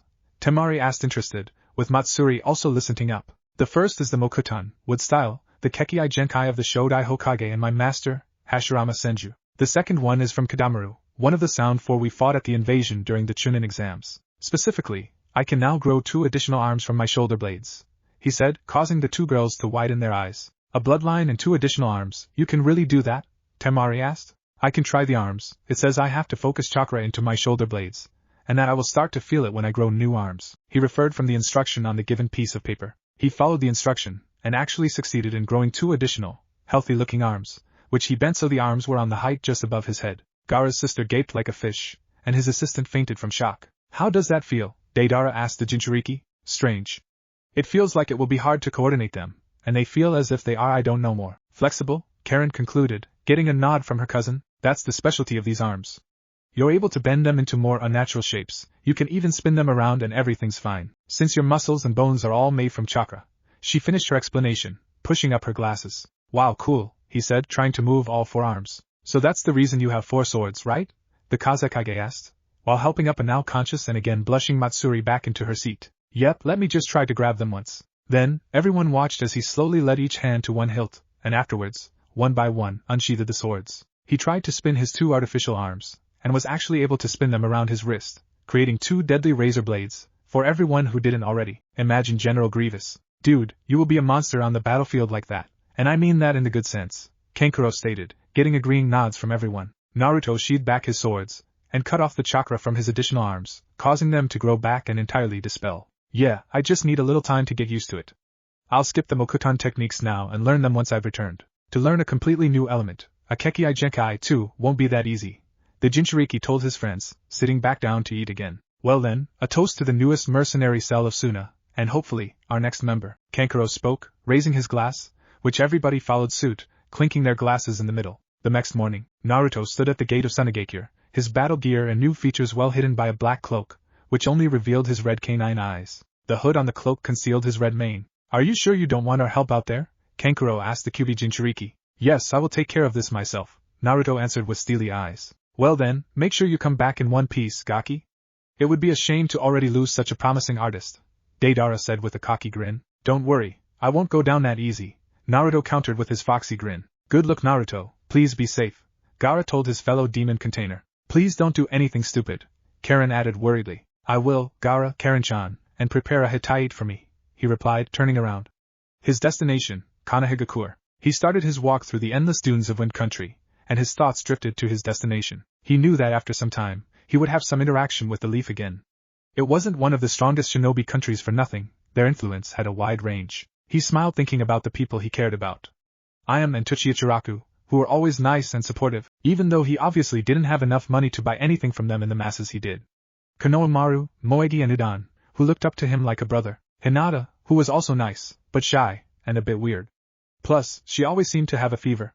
Poor girl. Irika, who was the first ninja besides the Sandaime to accept him as a human, even if he wasn't sure if he knew about Naruto's parents. Rock Lee, who was his best friend from the Konoha 11. Rock Lee was, without a doubt, the most optimistic person he had ever met. Together, they would run laps around the village, Naruto laughing like an idiot while he yelled about his burning flames of youth. Both were, for the normal eye, strange people, but they understood each other very well. Shizen, who was such a gentle person. To him, she was like a big sister who always protected him, even in the little time they knew each other, and besides Tsunade, she was the only advanced medic who wouldn't hesitate to treat him once injured. Bachan, Naruto frowned thinking of the old woman. He still couldn't believe that she did not tell him about his parents, even though she knew who they were. He thought that she would somehow be grateful for what he did to her, though apparently, it was not enough. Even the third, his own Gigi, hid their identity from him. He did not bring himself to really hate him, since he did so much for him in the time he was alive, but it still left him with an ill feeling. Now's not the time to dwell on the past, he thought, shaking his head. I've got a mission to do. With that final thought, he took off with a greater pace. A few days later, it was night. The sky was bright with countless stars, some stronger than others. You could hear the faint chirping sounds of crickets in the background, filling the night with a soothing, peaceful atmosphere. Naruto currently hid himself in the leaves of a tree, and eyed the familiar gate a few hundred meters ahead of him. His gaze fell on the two familiar guards, Izumo and Kotetsu, who seemed to be bickering about some irrelevant thing. The Jinchuriki snickered. Some things never change. He took off through the trees, going around the village, until he found a good spot at the Konoha wall. You ready, Chuzai? Yes, Hunter. Tools of the hunt, eagle flight. Naruto's eagle then flew into him and disappeared. In that moment, the Jinchuriki opened his feral eyes, and started to run towards the wall at full speed. Before he made contact with it, the boy jumped into the sky, and flew into the sky, over the wall, and the following houses. Strange up here, the village looked so nice and peaceful. He quickly spotted the former home of the Yondaime Hokage, and accelerated towards it. The gusting sound of the wind filled his ears and danced around his cloak, filling him with an undeniable feeling of freedom. Kai, he whispered, deactivating his flying ability, and dropped directly on the roof on the royal-looking mansion, while Chuzai flew out of his body and landed on his shoulder again. Immediately, the hunter felt the drawbacks of his technique. The pain in his wrists and his ankles was unbearable, and the outside world heard that through a silent scream through his gritted teeth. Everything all right, Hunter? His companion asked him. Yes, I just forgot how much that hurt, he whispered. Trying to bear through the discomfort, he limped on the 3-floor building, until he found a window he could climb into. Hey Chuzai, slash a bit into my thumb. The eagle complied, and drew a little blood from the thumb of his human partner. Naruto took his bleeding thumb, and smeared it across the window. Briefly, he saw a kanji seal appearing on the window. The young man pushed against the window, which opened itself. You can fly around a bit, Chuzai. It won't take too long. Yes, Hunter. He found himself in a corridor with an endless amount of doors. Maybe he had some sort of library. Naruto wondered, pushing open each door he saw. Mostly, he ran across empty bedrooms, kitchens, dining or living rooms. Even a few sparring rooms or rooms for meditating. A room for drawing and multiplying seals was among the sheer infinite amount of rooms. The staircase was the finest piece of art the hunter ever saw, even though Deidara would most likely disagree with him. The white walls were decorated with gold. There was a monstrous chandelier, with approximately 100 lights attached to it. Sometimes, there was the sign of Konoha, but sometimes there was just a swirl from the inside. The Jinchuriki widened his eyes and stopped dead in his tracks when he spotted one room on the first floor. There, on a modest-looking wooden door, was a sign with a name written on it. It was his name. Carefully he made his way to the door, and opened it. The whole room looked like it was made for a toddler. The walls were painted in a calming orange tone. There was a bed, similar to a cage without a roof. There were a few toys already placed there, and a few desks with scrolls. One scroll though caught his eye very quickly. His name stood there as well. He opened it, and it looked like a letter, though the handwriting was very poor. It looked like it was written very fast. Dear Naruto, if you read this, it means that I'm already dead. I write this as quick as possible, for the nine-tailed demon Kyuubi is attacking Konoha. I don't really like my plan, but it will be necessary. I will split the chakra of the Kyuubi, and seal a part of it in me, and one in you. Right now, you're the only one who can survive Kyuubi's chakra inside him.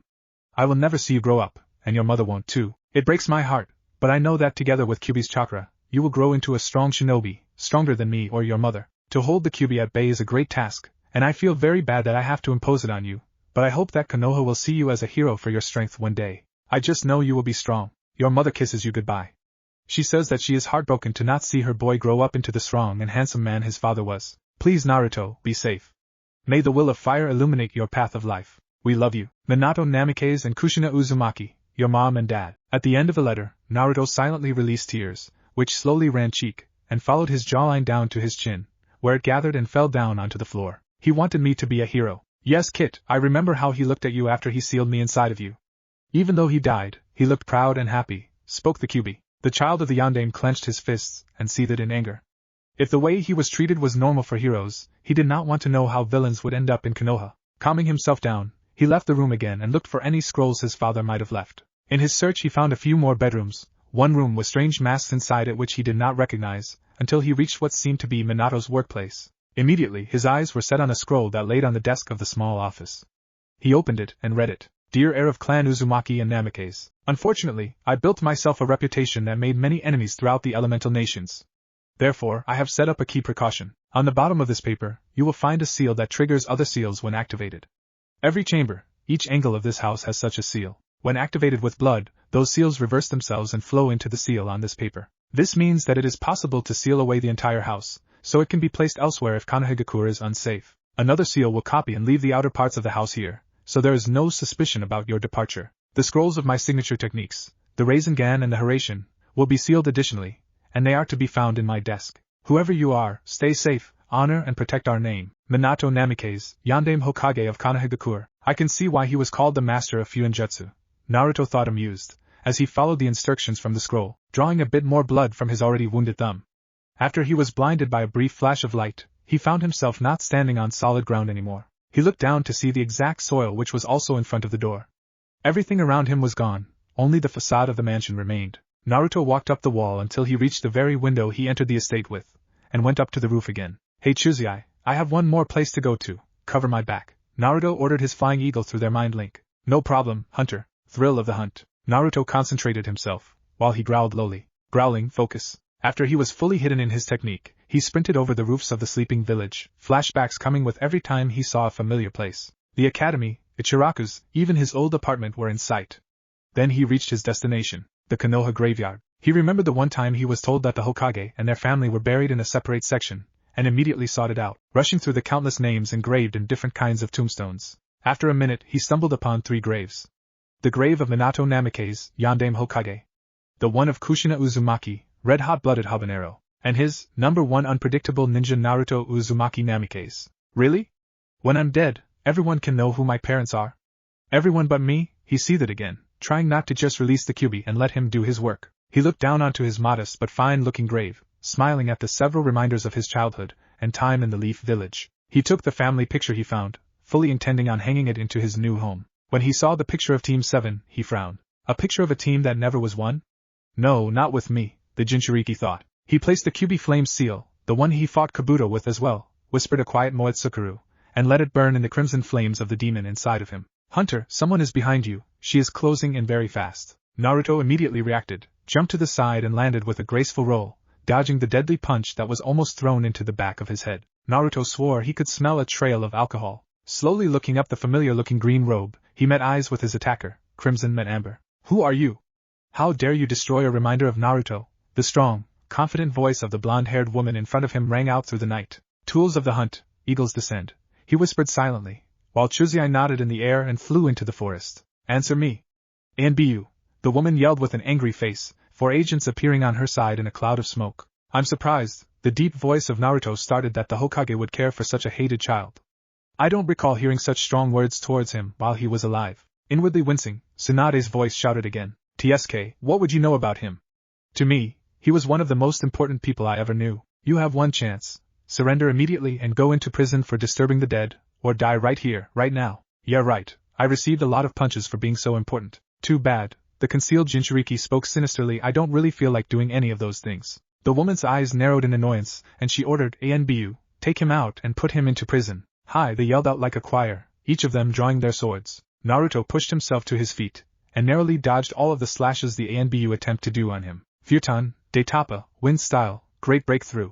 A gust of wind appeared from behind Naruto and threw back the soldiers, which landed on their feet and slided back on the ground, some pushing their swords into the soil to control their slide. As much as I would like to continue our little dance, I've got places to be, and Kami be my witness. Konoha is the last place on this list. The hooded Naruto told the 5 shinobi in front of him. As if on cue, the sound of not one, but thousands of yelling eagles reached the village from the night sky. Surprised, Tsunade and her 4 ANBU soldiers looked up to see thousands of eagles flying, while they dropped stones with seals attached to them. The stones were only 100 meters above the earth, and they accelerated menacingly. When the stones were on height of the ninja's head, Naruto released a loud HA. Suddenly, the stones exploded like smoke bombs, spreading the sight-taking gas throughout the whole cemetery. "Anbu, quick! Chase after him," the busty Hokage ordered through her coughs. Her agents reacted and followed the sounds of quickly retreating steps, from the cemetery up to the roofs of the houses. "Hey Kit!" "What?" Naruto asked the demon conscient inside of him. "How about some music while you're running? The author thinks it's cool to include music into his fiction when the time is right." "Huh? Music?" asked the running Naruto. When he heard the music inside of his head, he rolled his eyes. I don't want to know your name, 'cause you don't look the same, the way you did before." Okay, you think you got a pretty face, but the rest of you is out of place. You looked alright before. You think you're really fine, huh, furball?" the annoyed shinobi thought. "Yes, have fun running for your life, Kit." The demon snickered from behind his cage. "Thrill of the hunt," he whispered, hiding his body at least visually. "Fox on the run." You scream and everybody comes a-running. "Take a run and hide yourself away." Foxy on the run. Fox on the run and hide away. "Are you finished?" he asked annoyed. Come on, let me have my fun when I already have to be in this confinement." He snickered again, with a bright toothy grin. The former Leaf Neen looked behind him and gritted his teeth, noticing how the ANBU still heard his steps. In front of him were less and less in houses, since he closed into the city wall already. "This will hurt, but I'll have to do it." Tools of the hunt, eagle flight. His eagle companion descended headfirst from the skies, and flew into him. The Jinchuriki jumped from the last house and flew over the wall, straight back into the forest he came from. After half a minute, when he noticed that his enemies weren't behind him anymore, he dropped himself into the closest tree. The young man landed on a branch, and sat down. "Arg, damn it. My coil seemed to be okay, but this hurts," he told his companion, who, again, left his body and stood on his lap. "Just train it more often and it should get better." "I won't get anywhere alone today," Het muttered, and then concentrated himself to call for an animal. A few moments later, he heard a horse under him.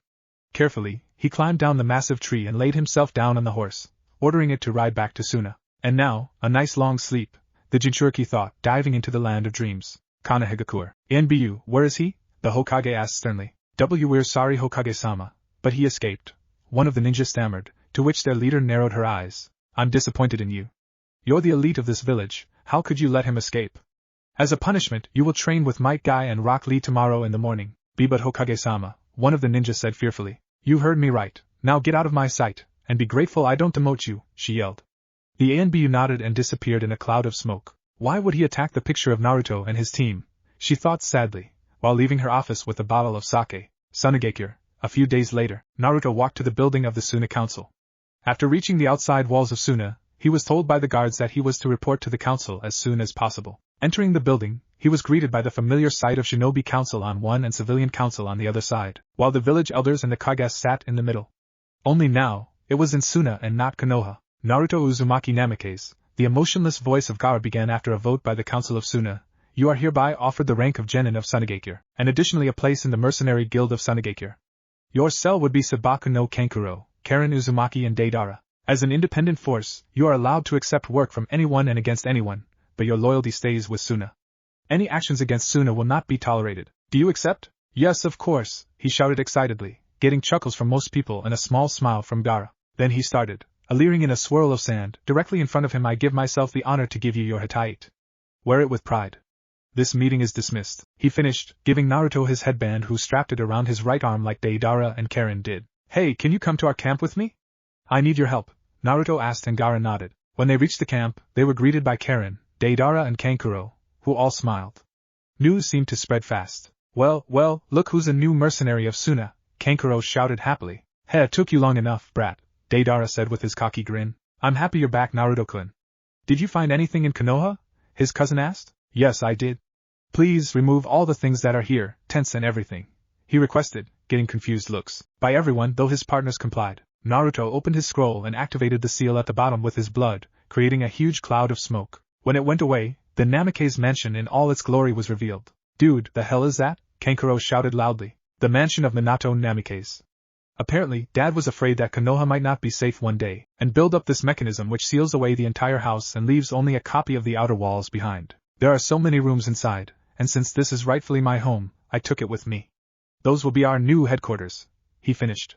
This will be a fine home, good job Gaki," Deidara said, patting Naruto's shoulder. "While I'm happy that you found what you searched for, why did you need me?" the Kazekage asked his friend. "Leaf Neen who passed this building will recognize it. Even though the outer walls are still in Konoha, they will get suspicious." I want you to make some special facade with your sand, if that's possible. Gaara widened his eyes slightly and nodded, already enabling his sand and wrapping it against the Namikaze mansion. Dude, by the way, you are the leader of our cell, Kankuro said, drawing a surprised expression from the Jinchuriki. Me? Why? You brought us together. Karen started matter-of-factly. We were lost souls in the shinobi world, but you gave us a purpose. We are outcasts, freaks and slaves, not accepted and ridiculed. Here, we are all the same, we will be a team. Yeah, I agree. We all don't know each other very well yet, but we have a feeling how everyone here is. For the first time, I feel comfortable in a team, and you brought me here, Gaki. So be sure to lead us like a true artist. Deidara finished with his cocky smile, though it was more sincere than its usual version. We already did a few jobs, but notice that we lack one of the most important things, a name. We need something that distinguishes us. So, my leader, who are we? Kankuro asked Naruto, who was now deep in thought. The redhead turned himself to his mansion, and saw the new, finished facade. It was in a deeper shade of brown, similar to the color of wet sand. The walls were decorated with eagles, lions and other predators, and a fox and a tanuki on each side of the entrance door. Beaming with a satisfied smile, he said, We are the Desert Hunt, Tsunade, Namikaze mansion. Everyone quickly found a nice bedroom for themselves. There was more than enough space, obviously. Naruto changed a few things, so there were no Konoha signs or other symbols of alliance left inside the mansion. The Desert Hunt prepared to initiate itself as a worthy mercenary cell. Kankuro went out to look for jobs, since his reputation in Suna as the Kazekage's brother was the best from all of them. Deidara prepared and managed the weaponry, even tagging papers with seals to various objects and weapons like Naruto requested. Karen started to manage their medical equipment, while their leader, Naruto, managed their rations, and otherwise studied his new big project, the wood style. One of the very side effects of the wood style was his now distinct earth affinity, and that, together with his natural wind affinity, gave him the ability to experiment a bit, and try to mix up the two elements. While the others did their respective work, he was already finished with his and now did basic wood style training. His first task was to simply form and manipulate a single Jinchuriki. Remembered the first sentences of the scroll he read over and over again. The 5 basic elemental affinities all take their own place in nature, and have their own purposes. Therefore, wood is the most special. It isn't simply one element of nature, or even two mixed together. Wood is nature. It creates air and therefore wind, it feeds off water and earth, and is destroyed by fire and lightning. Wood combines each element, and gives it another purpose. In order to understand wood, you unite yourself with nature, you act as a part of it, and use it to your will. Feel the connection to everything, not just to one thing which works against something different. Wood is the ultimate force of nature, having the ability to even control and suppress demonic chakra. It is everything. Feel the connection to everything, not just one thing, Naruto thought, over and over again. He closed his eyes, and remembered how he concentrated in his wind-style training. He focused simply on the feeling in the air, how it passed around him, through his hair. He tried to expand this feeling. The gusting of wind, the flowing of water, the crumbling of earth, the burning of fire and the roaring of lightning. While focusing on the wooden ground he stood on. Wood is everything, he thought, and tried to form a root. Wood is everything, he thought, while the ground in front of him stirred a bit. It is the ultimate force of nature, it gives everything a purpose, he thought. After a bit of stronger concentration, he managed to lift a wooden plank from the ground. Then the feeling hit him. It was like the wood was an extension of his body, like the plank was another arm. He tried to suppress and twist it to form a root. Slowly, after half a minute, he managed to actually form a half-meter-long root, which looked like a wooden snake. He carefully tried to move into all directions from all angles, but was only able to do it at a slow pace. Currently, it was definitely not helpful in combat. He was interrupted by a knock on the door. Yeah, who is it? The hunter told, while carefully dropping the wooden plank back into its actual place. It's me, Karen. Can I come in? The clear and stern, yet soft voice of his cousin called out. Yes, of course, he replied, turning to the opening door. The familiar sight of his red-haired relative and teammate greeted him. What do you need, Karen-chan? He asked. It's about your swords. May I look at them? She asked with her typical analytical gaze. He looked confused, but complied nevertheless, and unsheathed his 4 katanas, holding them out to her. Why, what's wrong with them? The hunter asked, searching for an answer in her deep-in-thought face. She watched the 4 weapons presented to her intently, and tried to search out for anything different or suspicious. Then she felt it. It was similar when she saw the Kyuubi in Naruto, but so much stronger and darker. Violence, darkness, bloodlust. Every possible aggressive emotion was so deeply concentrated into this weapon that it made her shiver slightly. Naruto-kun, be careful when you handle these. I can sense a deep-rooted bloodlust in them, and I'm afraid they can influence or pollute your mind as well, she told, pushing up her glasses. He nodded, looked at his weapon, but then grinned sheepishly. Yeah, master already told me that. Don't worry about that, Karen-chan. No ancient weapon can change me, believe it. Though not fully convinced, she smiled slightly at his childish antics and nodded. Very well, I hope so. Oh, Karen-chan, I have a question. She nodded. Go ahead, what's your question? You're an Uzumaki, right? So do you also have our bloodline, and can you help me to train them? He asked, intrigued. Yes, I have the chakra chains and can fully control them. However, I can't help you if you haven't activated them yet. Our bloodline is activated in a strong moment of panic or despair, where we actually fear for our lives. Naruto was disappointed, but nodded, knowing Karen couldn't help him with the ability. When did you activate them? Karen sighed and had a faraway look in her red eyes, replying, If you bite my arm you're fully healed, you already know that. Back in Kusagakure, I was abused for my ability. Once, I was chased and cornered by furious and desperate ninja and civilians, who yelled at me to use my power to heal someone. I was terrified, and closed my eyes. And then, they just shot out. The chains wrapped around them. I did not think and ran away again, she finished, shuddering a bit from painful memory of her childhood. Don't worry, Karen-chan, I won't let anyone use you like that again. Noon does that to my family, even though your ability is really cool. She looked back at his childishly smiling yet sincere face, telling her that every word leaving this boy's mouth was the truth. He had what she craved for so long, the true love of family. She smiled again, and bowed her head a bit. Thank you, Naruto-kun. Or, since you're my cousin, Naruto and I-san, she asked. He smiled brightly, and replied, Yes, that's fine, Karen-chan. Both smiled a bit silently, until Karen remembered, Oh, by the way, Kankuro found a job for us, but he was in a really bad mood.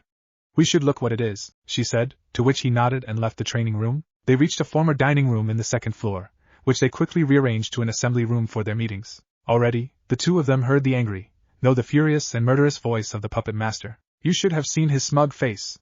Oh, how much I would want to use my Iron Maiden against him, this stupid, narcissistic son of a bitch, he roared for the entire floor to hear. The cousins looked to each other and shrugged, opening the door to walk into an amusing sight. Kankuro, stepping around the assembly room with a face red from anger and throwing a tantrum, while Deidara sat on one of the chairs in the room with his feet on the table, ignoring the words of Kankuro and playing around with a handful of clay. What's with him? Naruto asked Deidara loud enough to hear him. The clay user shrugged while still looking on the white mass in his hands. He was like that when he came in already, just shouting about someone.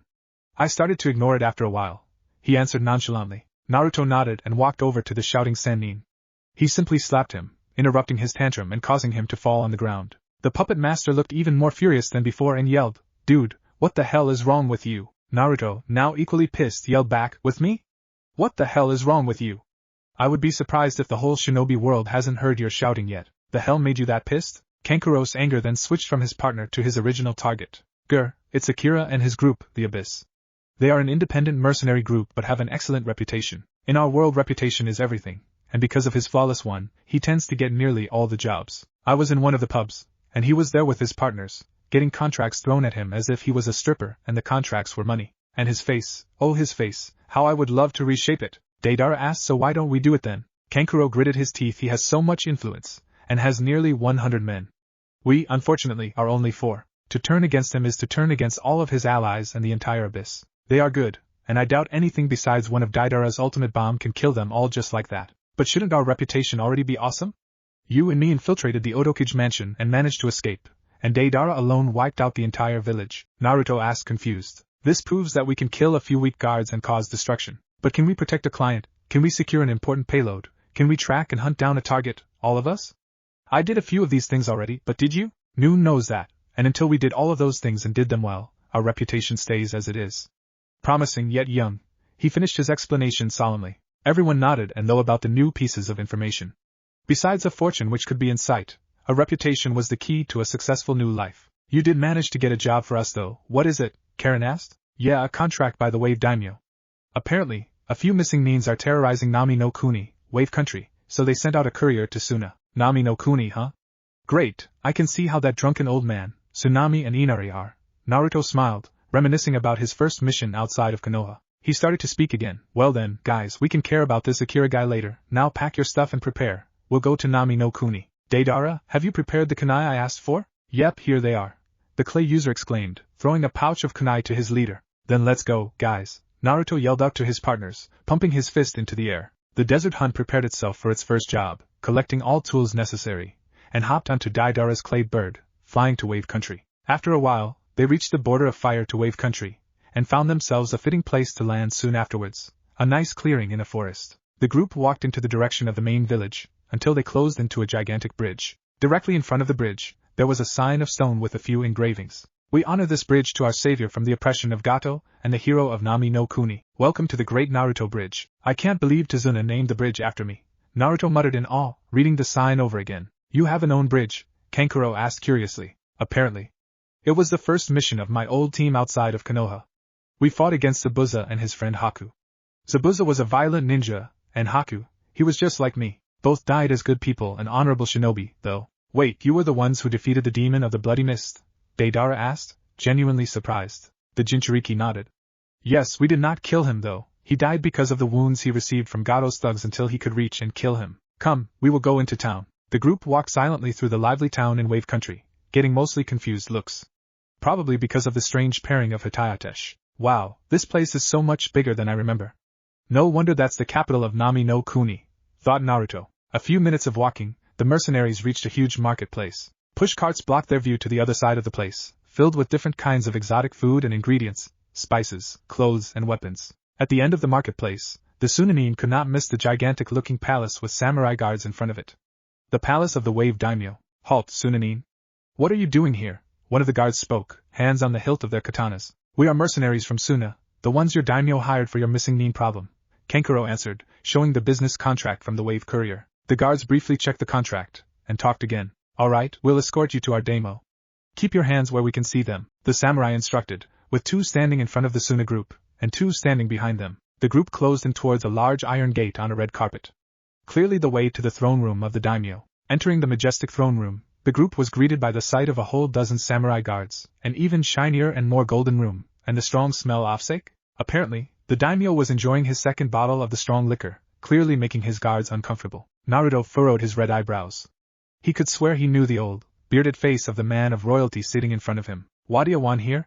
Began the slightly sluggish voice of the ruler. The group leader's eyes widened. He definitely knew this voice as well. Tsunade? Naruto answered, to the surprise of his group and anger of the guards. Talk with more respect, stranger. You are here as our guest, roared the samurai, unsheathing his sword, causing Kankuro and Deidara to reach for their respective weapons as well. Naruto held up his hand to signal his partners to calm down. Who are you to call me by my name like that, boy? Spoke Tazuna. Hey, for saving your ass against Zabuza, you surely are very ungrateful, old man, the Jinchuriki spoke, pulling down his face mask to reveal his smiling, whiskered face. The leaders and samurai's eyes nearly popped out of their skulls in surprise. Tazuna stumbled on his feet, and walked to his former savior. How's that possible? Naruto? Course, Gramps, he laughed, causing Tazuna to laugh heartily as well and envelop the young man in a tight hug. What the hell are you doing here? We were told you were dead, and the hell's wrong with your headband, kid? Hee about that. A lot of storytelling later. What? Get me those punks, I'll kill them all, the Wave Daimyo screamed, taking a sword from one of his samurai. He walked towards the giant entrance. Wait, Gigi, come back. You are a daimyo, you can't just go and fight people. Ah, you're right. Commander, mobilize all your forces. I want you to slaughter every single one of their brethren. But my lord, Konoha is far too powerful for. I don't care. How dare they spit on our hero like that? I want them to pay for that. No, he is right, Tsunade. Konoha is far too powerful for Wave, and you don't have any ninja. Besides, I don't want you to kill them. Everyone in favor of slaughter, raise your hands, called out Deidara while raising his right hand, causing Tazuna to immediately raise his hand as well. Naruto looked at Deidara with a sarcastic thank you look, while Kankuro chuckled, Karen facepalmed and Deidara grinned cheekily. The leader started to talk again. Anyway, that isn't the reason we came here. Your courier told us you had problems with a bunch of missing nins here? Trying to calm himself down, Tazuna sighed and rubbed his temples. Yes, some punks are messing with us. They attack our trade ships and caravans, raid the smaller villages around here and disappear into their camps again. They are shinobi, and my samurai have a hard time to defend themselves against them. That's why we're here, Gigi. We'll take care of them, believe it, Naruto said, getting nods from his group and a smile from Tazuna. I'm glad you're here, you can really help us, I know it. The talk was interrupted by a samurai entering the hall through the door. My lord, your other guests are here. Tazuna was briefly confused, though he was widening his eyes immediately. Naruto meanwhile pulled up his face mask. Sighing, the daimyo said, okay, bring them in. He turned to Naruto and started to speak again. You see, those nins have 2 camps, so a bigger and a smaller one. You're 4, so we hired you for the smaller camp. And we kinda hired another group. Normal shinobi though, not mercenaries. Oh okay, and who did you hire? Naruto asked innocently. Before the daimyo could answer, the door opened again, causing everyone to turn towards the door. When the groups of people saw each other, they were immediately on edge. Naruto examined the group closely. There were 2 figures in front of 6 younger figures. He figured they would be jonin teams. One of the figures in front was a tall and brown-skinned man, with black hair and a black beard. The other figure was a slender, white-skinned woman with brown hair, crimson eyes and bandages all over her body. Then he briefly scanned the younger persons behind them.